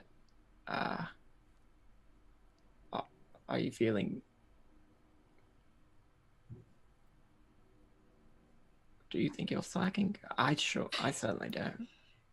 No, I mean, like, I just haven't trained in a long, like when I was with the Goliaths, we trained a lot and I just haven't been doing that. I've been drinking and I've been sexing and all that sort of stuff. You know, it's just like I've let things go to the wayside, and I think I should like get back on the train. You know. But we've been in constant combat for like a while. Yeah, but combat's not the same as training. That's true. You know what? I actually have been lacking in my practice as well. It's a lot less physical than yours, but yeah, I think maybe us all getting some time in to train, it's good. It occurs to me that we spend a lot of time training and studying separately, but we're a unit now, and we need to learn to work together. Why don't we all train together? Gwen smiles a little bit when you say the word unit, and then it stops. Yeah, no, that's a good idea. We should train as a unit. All right, yeah. There's not a whole lot that we could probably do together on the boat, but Suggestion. okay. Well, since we don't have too much to do, we could buddy system for now. And then swap partners. Sure. Are you thinking just more sparring or? Yeah. Yeah.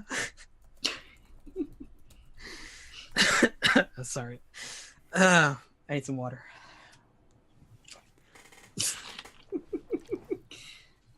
All right. So, if you guys would like, given your current situation, seeing as how they don't necessarily want you to be sparring out on the deck of the current ship, they are, Olivia is willing to kind of maneuver up this second vessel, let you guys off onto that to just go below deck there, wreck shit up if she's planning on selling the ship anyways. They found it like this, maybe, so she's not really too against it. But if we're keeping it, yeah, then it's your ship and you made these damages, so be careful. What if we get the kobolds to throw stuff at us? I was actually thinking about that. And just do freaking, like, Fruit Ninja. Yeah. Specifically, I was thinking about them doing Dodgeball. Ski. Yeah, so if you would like, each of you can gain a kobold helper. Absolutely. All right. Excellent. What are the kobolds' names? Their names are Gurn. Hold on. Gurn? Yep. Okay. Shu. Schu. Schu. I'm not spelling them like this. I'm telling you that right now. Tivin. Shoo. Tivn. Where's the vowel there, Steven? What? No vowels. No. Is there an There's apostrophe? an I. There's an I. Yeah, there's an I. Tivn. Tivin. Tivin. And then Malk. Malk. Malk. Yes. Go get some malk. Yeah, he's That boy needs some milk. he is the taller one who has paler like creamier looking scales. He's a Malkavian. No. Oh, no. No. Vampire the Masquerade, folks. Get that vampire shit out of my D&D game. He's a Malk? That's Wednesday. His name is Malk. Malk. Milk. All right. Gurn, Shu, Tivin, and Malk. Cool. Yep. So Gurn is the talkative one with the raspy voice. Shu has a higher voice and is constantly wringing his hands together. Tivin doesn't ever really say anything. And then Malk has a very throaty voice. And he's the taller one. Choose your fighter. Dibs on Shu. Did both of you say dibs on Shu? No, I said Tivin. Okay. So Blake gets Tivin. Cori gets Shu. What one looks like it's the hardiest? Like the toughest? The toughest one would probably be Gurn. Okay, I'll take Gurn. Leaving Caelum with Malk. All right, so Blake, you are asking him to do skeet shooting. Cori, you want him to just kind of like throw stuff up for you to Fruit Ninja. Gwen, how are you utilizing your kobold companion? She's gonna try to fight him one-on-one and probably get really frustrated and just like end up like kicking him too hard or something like that, and then like throwing her hands up like, no, god damn it. Ah! He's kind You're of just terrible at this. He's kind of just like laying on his side, like clutching his ribs a little bit, and his wing kind of like comes up to shield him from you, and just, I'm sorry. If there's anything more I can do to help, if there's anything other than this, I could hold up some wood. I could hold up something for you to hit. That isn't How me. can you hold up something for me to hit if you can't hold it when I hit you? No, you're not supposed to hit me, I don't think.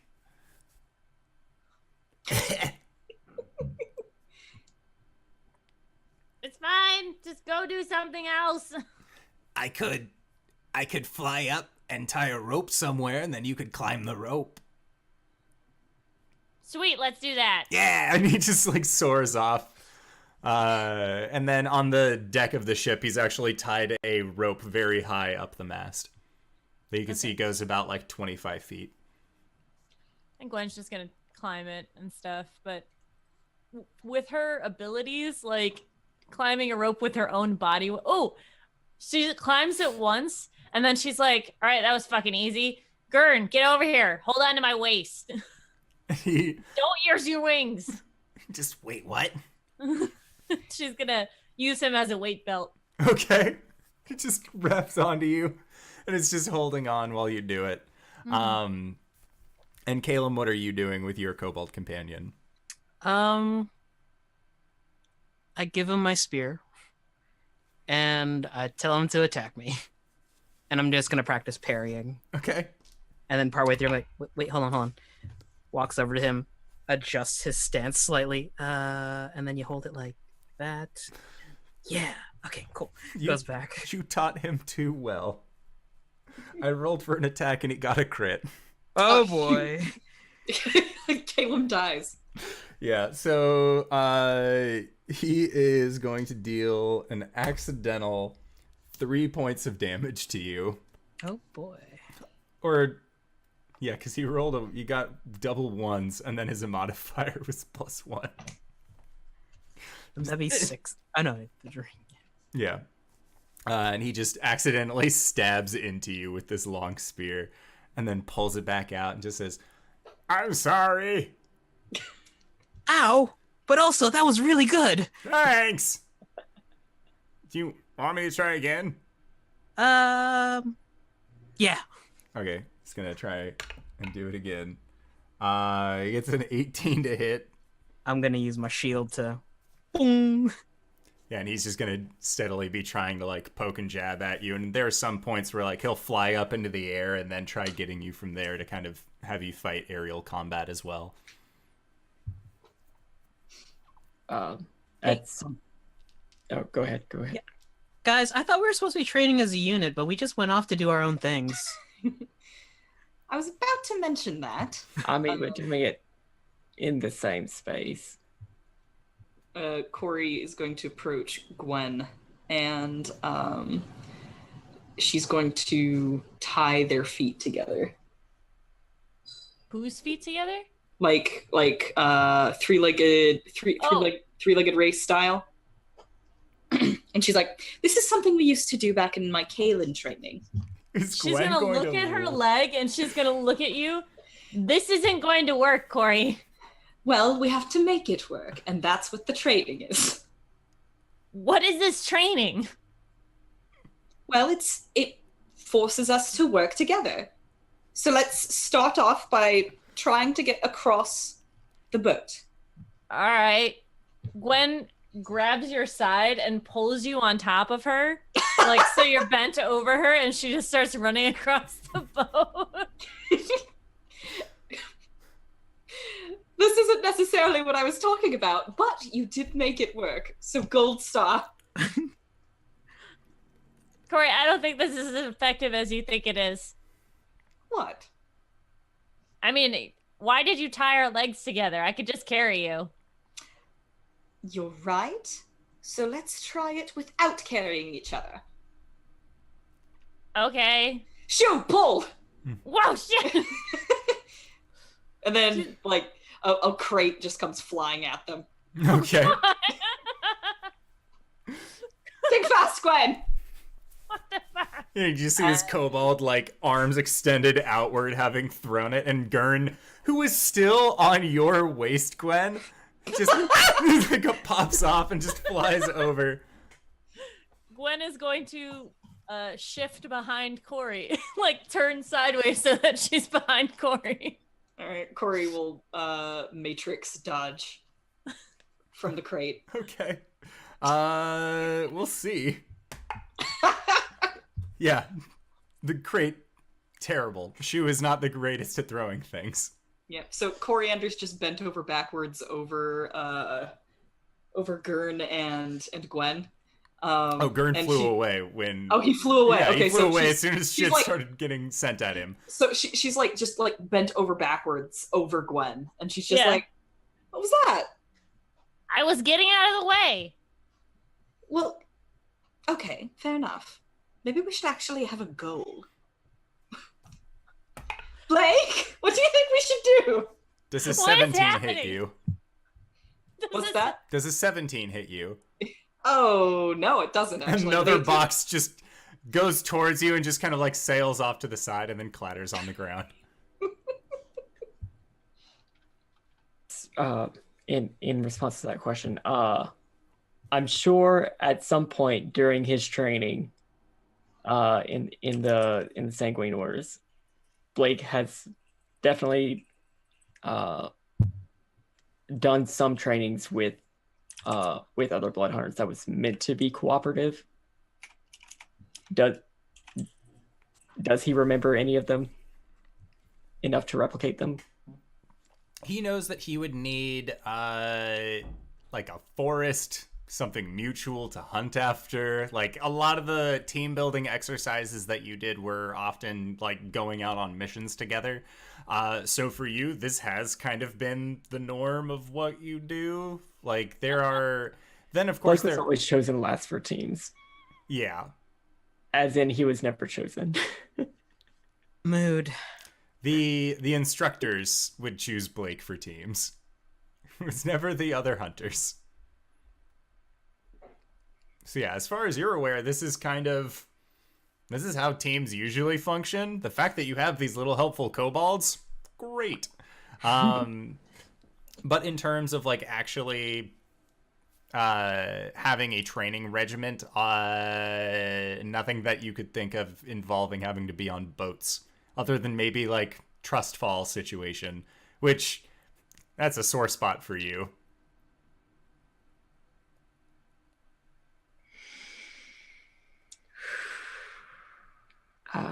No, I really don't think that I could do anything until I don't know, maybe until we're on the island. I think Farron, Prescott, and Mugworth would have taught Caelum a little bit about team play. Yeah. Make a history check. Oh boy. I took notes on this one, guys. 18. All right. So with your 18, a lot of what you remember about the teamwork practices that Mugwort and Farron had were came down to calling out their plays to each other, like having a playbook essentially of names that they could call upon, that they could call out to kind of shorten the amount of time between each of their moves. It wasn't necessarily about if you use freezing magic and then I use fire magic, we'll make them explode because of temperature change. Like they didn't have that kind of option to it. Whereas it was very much a Farron would come in with his blades, and then after he was done, he would kind of turn off to the side and let Mugwort run in. And it was mostly about being efficient in the combat space. Yeah, I'll relay this. So I think what we should really be practicing is just... We have teamwork, but we don't have cohesion. If that makes any sense. normally during fights, everyone goes off and does their own thing. And in panic situations, either Cori and I kind of have to pick someone up. So let's try to mitigate that. Well, speaking of off constantly, how are we going to defeat them when the tournament finally rolls around? We'll have plenty of time to think about that. Oh, certainly. But in the time that we do have, we should be strategizing. I'll distract the dwarf. That'll be fucking easy. When Mugworth gets into a mood, it's kind of hard to snap him out. I'll just tell him about how bad he was in bed. Oh. Oh, yeah. You know, get in his headspace.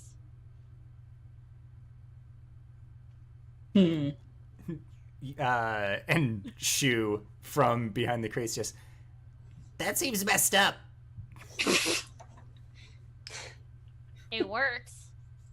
you can just look back and he just kind of like shakes his head and then flutters off, and you can see the other kobolds kind of going off as well. It's not my character, but I just wanted to be like, no one asked you! Summer Cori, maybe. They got lucky. Right. 25% chance. No, actually, that's gone up. Down. Yeah, right. Moon Cori is something a little different. It's like a hat that any season can wear.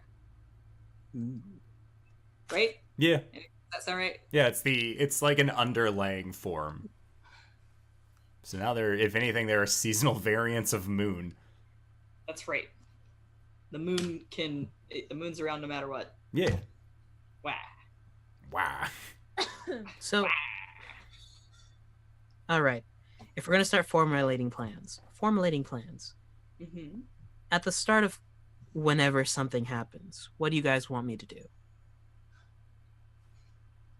Stay as far back as possible. No, I mean, besides that. That thing that you do that makes it easier to hit targets, that's really helpful, especially to start out with. Okay, Force of so magic. I'll say my prayer and bless everybody. Oh, I was thinking about the bolt. Oh. But that also is very helpful. Mm-hmm. Both of those things are good. Okay. I also have similar magics to that, but usually I feel my magics are more better suited to smiting. Okay.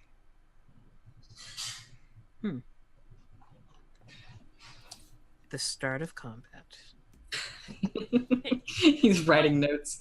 Gwen has turned around and she started climbing the rope again by herself because she feels like she doesn't need to be part of this conversation because she does just one thing in combat. She hits good. Yeah, and I feel like it's a good idea for you and I to be on the front lines. Who are you talking to? To Gwen.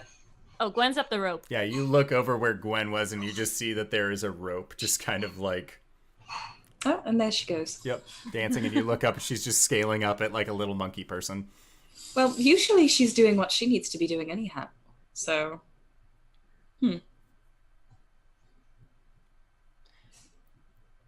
Yeah. But do you want her tackling the biggest person on the field or dancing with a lot of smaller people? I think she's more suited dancing with the biggest person. I suppose it depends on who we're fighting. And how many? We're going to have this strategy talk for a while. Okay. Yeah. There we are. So while you guys are having this strategy talk, and Gwen, you continue to just work out because your plan was fine from the get-go. Why would you change a good thing? You were raised by Goliaths. Whatever. Yeah. I would like for all of you to make perception checks. Ruh-roh.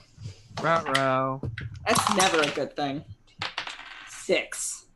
Also 6. Also 6. Great. The number of the beast! Ah, 19. All right. Summon Asmodeus. He's not here yet. You rang. So you guys, 3 of you are very focused. Blake and Cori, you guys are kind of getting into this heated conversation about like how combat should work from your guys' perspective. And Gwen, you are just more focused on like, at this point, you are on one of the mast bars that usually has the sail folded up, and you're just kind of doing chin-ups on this thing, like 20 feet off of the ground, but just like, I need something. I need the thrill. Like, just going for it.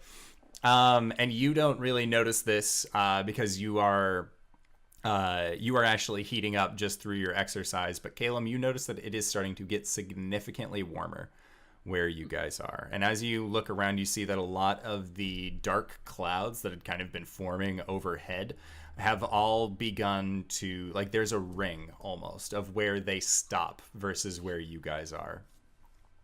Oh, shoot. And above is just crystal blue sky.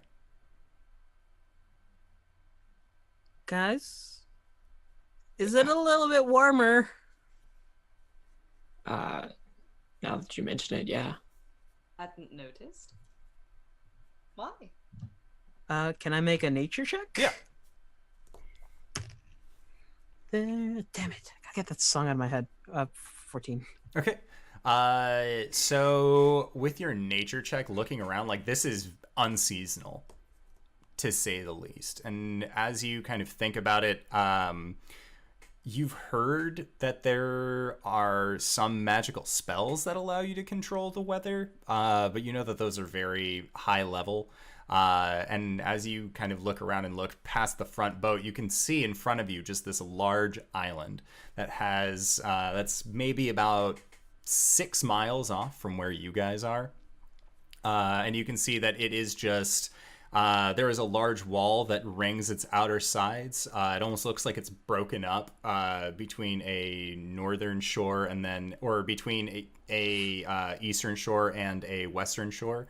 That there just seems to be a waterway that kind of goes between these two areas. But as you guys approach, Oliviette actually calls down and says, we're 5 miles out of Arasthk. As you can tell, the weather is nice, the weather is warm. I paid my dues last time I was here, so I am a member of good withstanding, so we don't have to worry about any ill weather on our way here. Okay, that's Do you have any Actually- idea of where you're going to be going once we reach shore?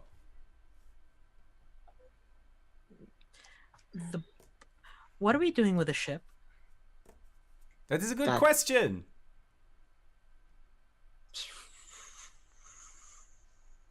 She just let me know when by the time we get there, so that way I can fill out the appropriate paperwork. She just kind of goes back to steering the other ship. Guys, do you want a boat? Yes or no? I have no strong opinions either way. God damn it. Filthy centrist. Gwen is like climbing back down. What? Gwen, What? should we take this boat? Take it where? And I don't know, wherever we want. Keep it. The only thing is we won't be getting money. I would like to be off a boat as soon as possible. My only concern with owning a boat is if we're going to leave it for an extended period of time in port because we journey inland, upkeep is money. Guys, we don't know how to own a boat. We don't know how to do boat things. Right, so Why I would we think- have a boat? So I think that's 2.5 to 1. I'm sorry, Cori. I kind of knew we weren't going to have the boat anyway. And she's gonna like walk over to the gun rail, put her hand on it, and just be like, "Goodbye, Dawn Father." Oh, You named it after a god? Is that not something that they do here? Aren't boats normally women? Yeah.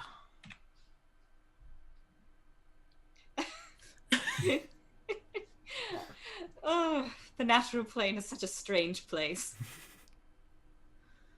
And again, it was a really common belief that it was bad to take women on board boats, but hey, modernism. And you see Caelum hop ship. Well, that doesn't make sense at all. I'm sorry, hop ship? Yeah, because they're on one.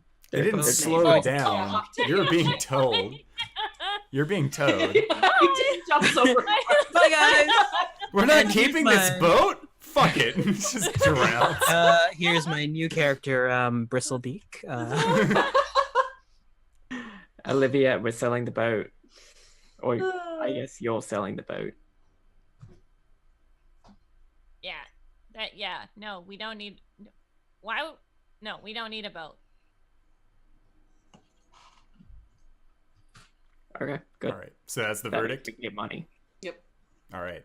So Olivia just says, if you meet her at the Grey Boar Tavern later in the evening, she will actually be there with your payment. So that way you can get your share of the boat as well as the pirates. So that way you aren't bogged down by bureaucracy. As she also has a trade meeting that she needs to go to on behalf of Denzig, the And dwarf that had initially hired you. Right, and don't we need to get something from you so that we can get payment from him? And she is pulled out your guys' vouchers.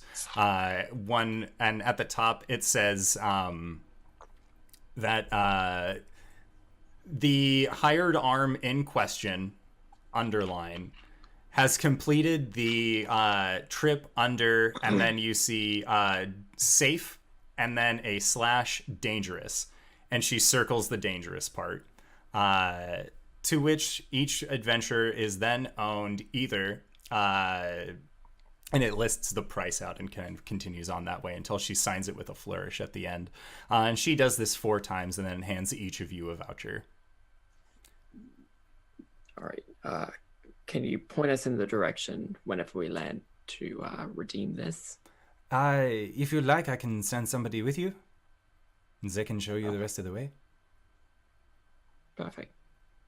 I'll have Alvor do it. He usually does not do much of anything, and the other ship members need to take stock of the boat, or at least I do. So your guys' journey continues on for about another hour or so until finally you end up reaching this island.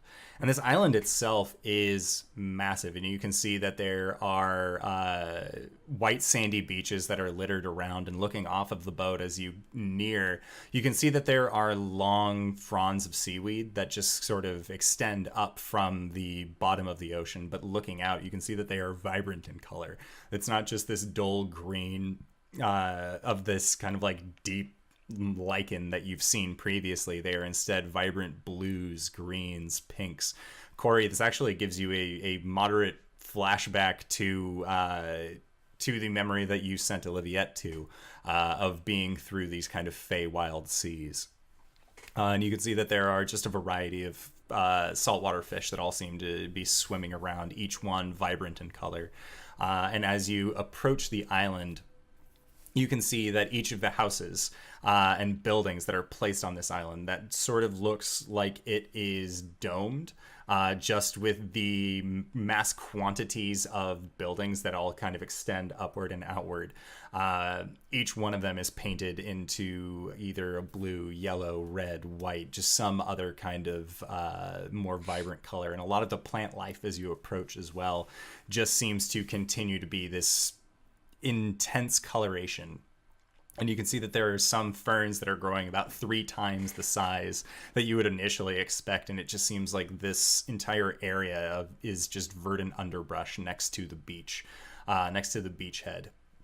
And as your ships begin making their way into what looks to be like a natural split between these 2 large centers of land, eventually you pull up And you see that a winged kobold actually will fly down.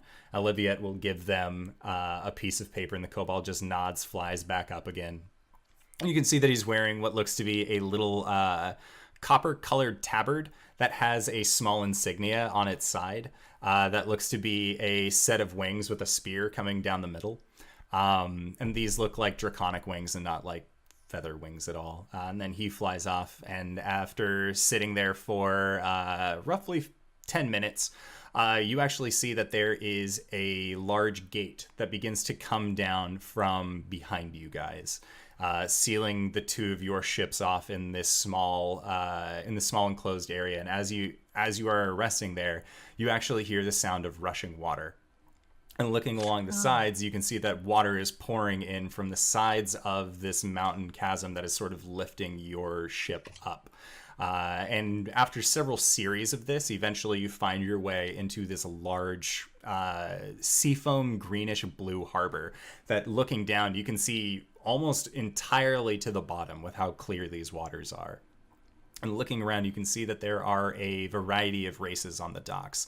There are humans, there are half-elves, there are elves, there are dragonborn, there are dwarves, there are anything that you could possibly keep an eye out for. You even see a few tieflings doing business. And as you pull up with your ships, eventually you find your way to a dock. The entire time, little winged kobolds are just kind of motioning you guys in to find a proper spot within the dock. And as you are about to break off, Olivia calls for one of them over and explains the situation, that she is going to be turning in the Tooth Taker, which was the name of the ship that you were originally going to be calling the Dawnfather. And that she is looking to sell this to the Keshan Trade Co. for the standard rate. And the kobold just nods. And you see another one kind of fly in with pieces of paper, and you guys all center yourselves onto the main ship once more, as you see that a group of kobolds are maneuvering your this taken vessel off into a different direction as you all approach the dock. And as you approach the dock, see a variety of workers all just beginning to throw lines, so the members of your ship can actually tie them onto the cleats of the boat, so that way your ship doesn't actually continue sailing off or get pulled back out into the ship. They throw down their large plank, so that way you guys can actually walk out onto shore. And Oliviette says to the four of you, so, Greyboar Tavern? Be there. Okay. Thumbs up. I will try and be quick about this. And please don't, just so you know, don't steal. You're all very stand-up people, but I just want to, on principle, not a good idea while you're here. All right. You're all nice people. Again, I am not trying to point fingers, just general warning. Alva! And her first mate comes up to the four of you as well. Says, and she looks at him, can you take some to the coffers? And he just sort of nods and, yeah, of course. And then hops off the plank and kind of motions for you guys to come and follow him. Follow. Yeah. Yeah. And as you're going, you can see that there are kobolds that are just flying left and right around here. And a lot of them seem to just be exchanging papers with other people. You can see that there are non-winged kobolds that are wearing what look to be just bronzed armor that are all kind of walking around. And they seem to be what look to be almost like small guard units. And each one comprised of either about 4 or 5 small kobolds as they continue to go around. And as you guys walk through this city, you don't see any human guards. You don't see any half-orcs. It looks like the entire military force of this island is comprised entirely out of kobolds. And then Alvor takes you to... he takes you pretty deep into the city, as it's broken up between the western side, which is very small, and then the eastern side, which is larger. And he takes you to what looks to be a giant golden statue of a dragon that is just kind of resting there, its arms sitting in front of it. And you can see that under this dragon is a stone building that has multiple little entries and exits in it.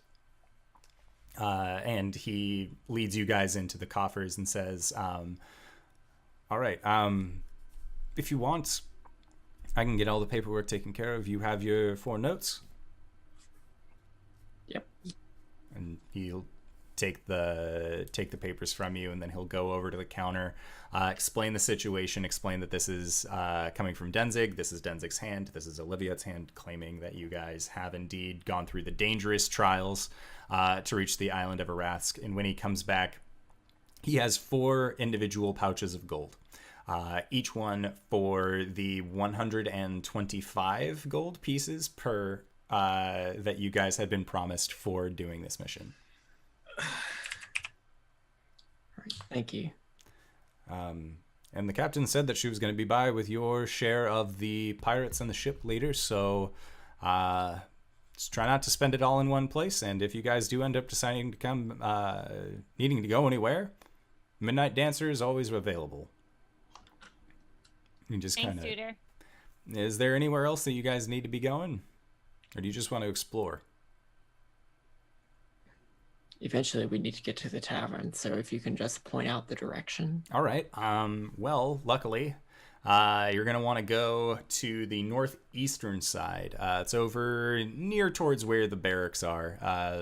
Most of the guard folk here in the city are pretty loyal and regular customers to Grey Boars, but I know that's where a lot of passengers through like to go to, as well as a variety of, either mercenary or adventuring folk, depending on which one you like to call yourselves.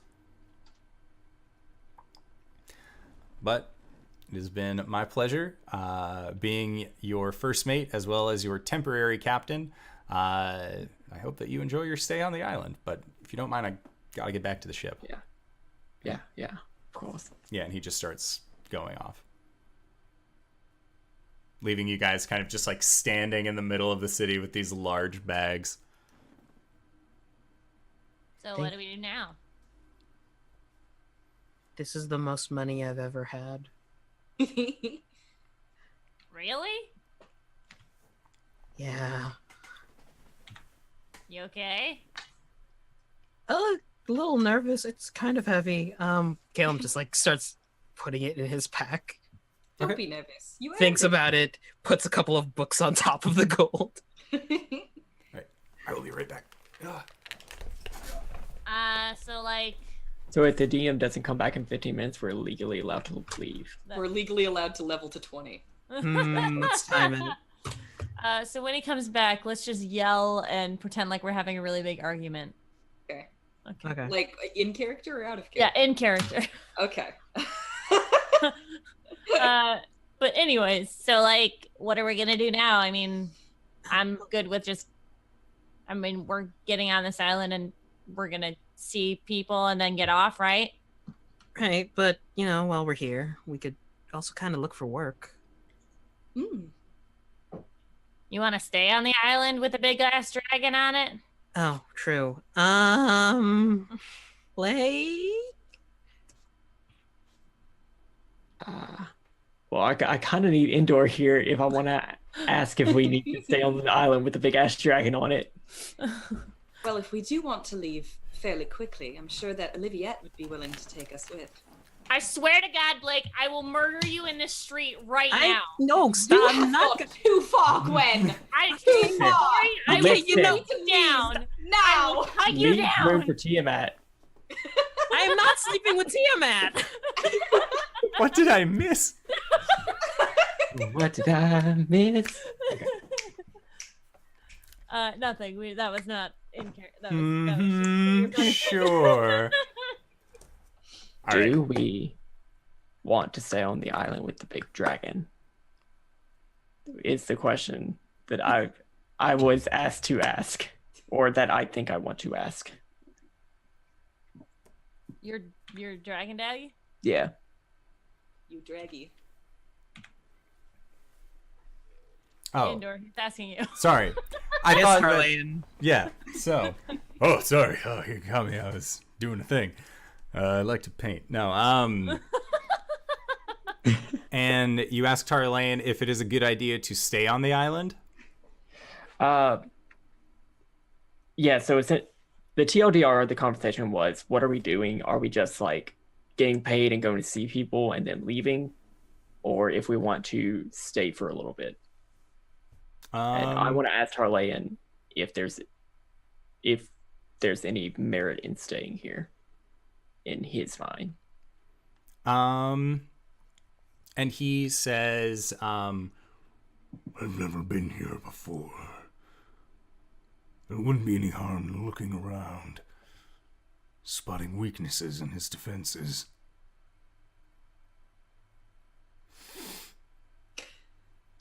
Then no. I Awesome. can smell him. This entire place reeks of him. And as he says that, Blake, you kind of just are like looking around, and it seems like a rather fine city. And then you like make eye contact with a seagull, and the seagull just looks at you, just and flies away. Wait, what? A seagull. A seagull locked eyes with you and flew away. Does that seem like a normal thing? Have you ever hung around seagulls before? Wings. That's why I'm asking. That's what they do. Yeah, seagulls will just like look at you and like they'll stare at you as a group and then just fly away. I don't care. All right. Master, I have news. I know. That's Sorry. what I was thinking. Sorry, as long as we're on this island, Connor the player is going to be paranoid. Okay. So, I don't think any of us have anything else to do other than just like check in with off constantly. Mm-hmm. Son of a bitch. Sorry. Yeah. All right, where are they? Probably at the Grey Boar Tavern. Is that the one that we're supposed to go to? That's the one that we're supposed to meet Olivia at. Given what Al said, adventurers like to hang out there, so Yeah, let's go. Could at least ask around. I'm sure they've been bar hopping. And hey, maybe we can find a lead on another gig. I mean, I think we're pretty set for a while. Caelum, do you think I could take Prescott in a fight? if you move first and blow all of your smites, you could definitely take them. Excellent. But if he manages to cast sleep on you, I think Gwen said it best, you're fucked. I have a small enough hit pool, or small enough amount of hit points that actually could be a problem. But Oh wait, no. As an elf, I you're don't immune. sleep. Oh right, we're elves. How could we have forgotten? Because I sleep all the time. All right, so you guys are going to try and find the Grey Boar Tavern? Yeah. Yeah. All right, make a investigation check. Ooh. 10. 13. 3. 8. I'm distracted. Okay. -1. Yeah, so the 13 is enough to find the Grey Boar Tavern. So you guys actually spend a decent amount of time looking around the city, looking around the shopping areas, and you can see that there are stores of every variety.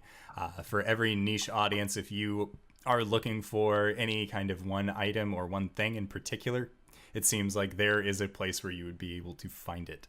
And after kind of like taking stock of this fact and like continuing on, you find at a junction that looks about 4 different roads that all kind of coincide into one. you see this large tavern. It looks to be a 2-story tavern. Like there are extra rooms available up on a higher level. And then going into this lower tavern, you can see that there is a humanoid man about 5'6", kind of running around, very thick gray beard, kind of disheveled hair, just making sure that everybody is kind of taken care of. And leading up into the store or into this shop, you can see that there is a wooden hanging sign that says the Grey Boar Tavern. And when you go inside, you can see the stuffed head of the most massive gray boar you have ever seen. This thing looks like it was probably a huge size category at one point and just takes up the majority of this back wall. And you can see that people have been throwing coins and other kind of monetary notes into the mouth of the boar from where they sit. And as you guys are kind of looking around, eventually this patron comes up to the lot of you. Just, "Hail, adventurers! So, is there anything that I can possibly get you here at this fine establishment on such a fine day?" I think we're actually just here to meet with people, but if you can bring a round of ale. Yeah, I could bring around a round of ale, no problem. And water. Ales, water. Guys got food? Need food? Place to sit? You guys got a place to rest yet? Got any rooms? I can offer you a great deal on rooms. We will consider this and come back to you. All right, sounds good. Sorry, have you seen an elf, a human, and a dwarf? And I'll give like general descriptions. And kind of thinks about it for a little bit and just, yes. Yeah, no, I've seen them before. They're with the blonde lady, right? Blonde lady? Yeah, no, there's a group of 4 of them and staying here for about a week. There's Mugwort, and then there's Prescott and Farron and Elisharis. We've never heard of Elisharis. Coriander's going to look at Never you. heard of Elisharis. Big voice in the sky. And this figure standing in front of you just goes, okay. I mean, I've never seen you before, so I've never heard of you folk, but find yourselves a table. I'll get you some food. Just call me Greybeard, it's fine. He just runs off into the back. You know, I got it as soon as you said hail. You son of a bitch. Guys, this is my So- favorite innkeeper I've ever met. I'm So, not gonna hey, lie. There's Greybeard- just something Mine too. about him. So, hey, Greybeard, best. thank you for being a patron. Thank you for being a patron and letting me put your character into my game. Yeah. Love it. I guess we're gonna have to stay here for like a couple months now. Guest star. Whoa. Anyways. But hey, if you do see them, can you tell them that Caelum's here? Oh, they're here. Oh, Oh, there. Oh, He just points off to the side, and you can see that on this bar has like an upper layer that's been built into it, and at a table up high, you can see what looks to be Farron having a conversation with Mugwort, and they seem to be very deep into this conversation as well. And you've seen them have this conversation before, Caelum. They could be arguing about which is prettier, the sunrise or the sunset. They could be arguing about who should have gotten the last hit in the last fight that they were in. They just seem to enjoy the act of bickering with each other. You see Coriander's going Caelum. to sprint towards them and Oh. then You see Caelum smile into feathers and then like appear in front of them. they both face step at the same time. Okay. And as you do, you just hear a Jesus as Prescott like just kind of like throws his arms up as they had been sitting at a 4-person table. And you, Caelum, you see this figure described to you as Elisharis, just this blonde hair down past her shoulders, violet purple eyes, just kind of like looking back at you. Very fine features and just, hi. Hi. Farron, Hello, do you know I'm these people? Coriander. She's And gonna Farron put a just hand like up. pushes the chair, like pushes the table forward. His chair falls back, and he just stands up and he runs over and he gives you a big hug, Caelum. At the hug, like you see, like the Raven go like backwards, and Caelum just hugs him back. And he just pulls back. I didn't ever think I would see you again. This is incredible. Well, you guys What are you said doing you were gonna. here on the island? You guys said you were gonna be here, and we There said was we're gonna. by no means a message to follow us to the island. That was just, we were heading this way. What are you doing here? Circumstances had us come up this way, so hi. Hi. And at that, Elisharis just, like, you see her kiss what looks to be a symbol of Lathander, and she just says, "Morning Lord be praised. These are your friends you were talking so much about." And he just sort of nods, and she just nods back, and I'll go get some drinks. She just stands up and begins heading off. I didn't think you guys would replace me so soon. Well, I learned how to joke while I was away. that's really good. That is a good joke. Hey, Prescott, you want to help me move the tables and chairs? Not really, but I suppose I don't really have a choice. Whenever this one's around, and he kind of shoots Caelum and I a side eye, stands up and begins making the mega table that every visitor at a bar is just sure to love. So Blake and Gwen, what are you two doing as you see both of your elven friends just disappear in a burst of color and then appear up near a familiar dwarf for you, Gwen, as well as a familiar fighter. And then you see a blonde figure actually stand up next to Farron and begin moving down towards the bar. Gwen's gonna look up at Blake like, do we have to? I mean, we could be looking for Olivia. Right, we could. We could certainly be doing that. Let's do that. So we're gonna look around for Olivia. Okay. So make an investigation check. Natural 20. Okay. So looking around, you find that Bristlebeak is here, as well as Torga and several other members of her crew, but she is not, as she had said that she was going to be taking a while to do the actual trade agreements and dealings. But you do manage to find members of the Midnight Dancers crew, and as you are kind of looking, Torga just seems to kind of be like very distraught, drinking into his cups. And then Bristlebeak kind of like pats him on the shoulder and tries to cheer him up, and Torga just waves him off. And then you see eventually just downs the drink, stands up, and begins to walk out. And as he is walking out, he makes eye contact with both you Blake, as well as you, Gwen, and just shakes his head, a stone-faced resolution on it, and just walks out the door. Did we do something to him? I did. What'd you do?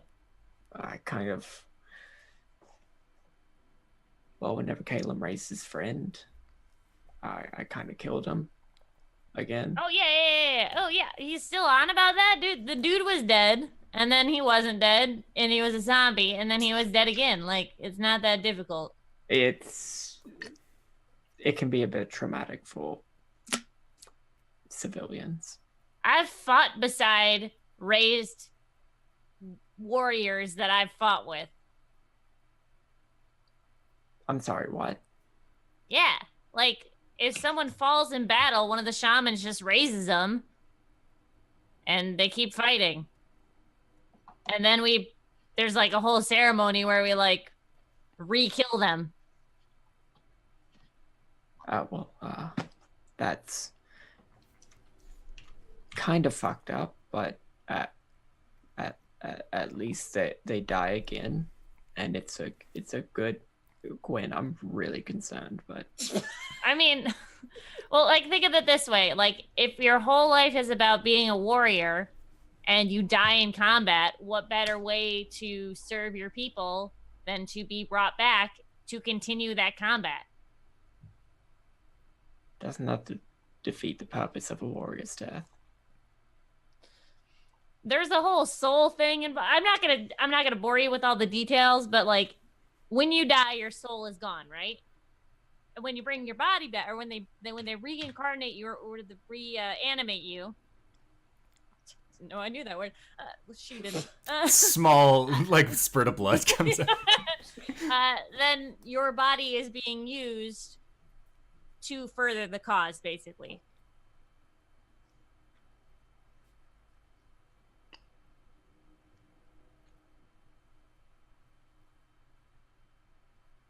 You see Greybeard just sides up next to you. All right, so water, was that for you or was that for you? That was for the pale elf. I'll take a water, please. And he'll just hand you the water. Thanks, dude. Gwen, I'm very Yeah, no problem. And then continues walking off. Well, I mean, like, I don't know how else to explain it to you. It's not like they are being brought back from the dead. It's just their body.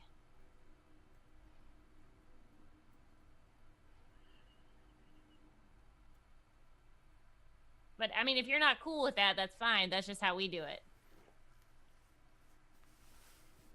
Okay. I'm not cool with it. But I promise I won't raise you from the dead. She says, looking from side to side, because she can't physically do that.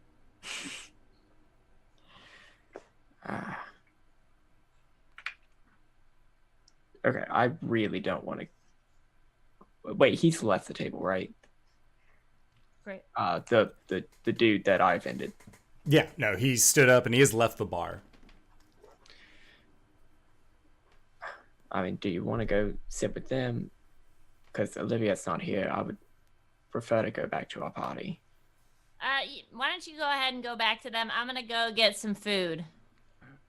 Okay, yeah, and I guess let us know if Olivia gets here, I will keep an eye out. and I'll rejoin. All right. So you go back and sit down with your party. Caelum, you've been brought a water. Cori, you've been brought ale. And other ales have been set out as well. And then after you guys have been served and Blake returns, that is when Elisharis comes back. And she also has mugs for everybody. And just looking around, just, I thought there was one more, but I guess that's just one more for Mugwort. And she just kind of sets another mug in front of your dwarven companion. And then sets it out in front of the rest of the group. So all of you, minus Gwen, are all kind of sitting around. And we'll say, because we kind of forgot to mention what she was doing, that Cybra has just been following along with you guys this entire time. Gwen, would you like Cybra to be with you or with the other group members? I'm thinking she would probably follow me because I give her scraps. It's true, you do. Because, Blake, while you were asleep / away from the camera earlier, Gwen totally gave Cybra some people food. Yeah, it happened. I'm weak, okay? In real life and in the game, I'm weak. And my animals know it, okay? They can see the fear. So Elisharis sets all of these drinks down in front of you, and then Farron takes a large gulp and sets it down with a slam in front of him and leans forward and says, "So, I want you to tell me everything you've been up to." And that is where we are going to call it for tonight's session. So I wanted to say thank you to everybody who has decided to stop by and enjoy this little homebrew adventure that we have. I love doing this game. I have a great amount of joy being able to write fun scenes as well as be a DM for these fantastic players. And speaking of fantastic players, RJ, where can we find you? What do you do?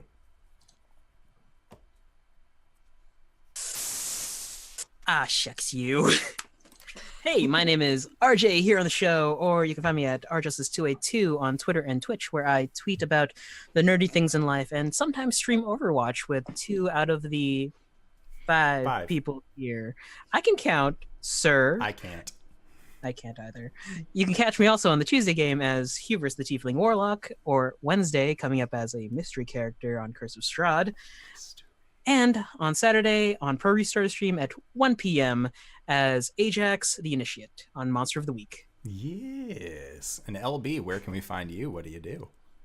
I'm LBHackEmUp. You can find me here Mondays and Tuesdays. And you will also find me on Wednesday in the Curse of Strahd game playing a mystery character. Mystery. You can also find me on Fridays on Pro Restarter's channel at 8 p.m. Eastern Standard Time. And on Sunday, you can find me on Encounter Roleplay's channel at 5 p.m. Eastern Standard Time. And Thursday, I'm not doing anything, damn it. Not yet. It's Valentine's Day. I better be doing something. So, Cyber, where can we find you? What do you do? Well, you can find me at twitter.com at cyberwolf1201 or /cyberwolf1201, but it's at cyberwolf1201 on Twitter. It's spelled like that. Yeah. Where I tweet about random stuff, well, in the past couple of days, it's all been about this sleepy girl. She's so great. She's so good. And when I stream on my own channel, twitch.tv/cyberwolf1201, where I'm currently playing through Breath of the Wild, touching on a whole bunch of juicy lore from across the series, and trying to get all those shrines and very many of those Korok seeds. But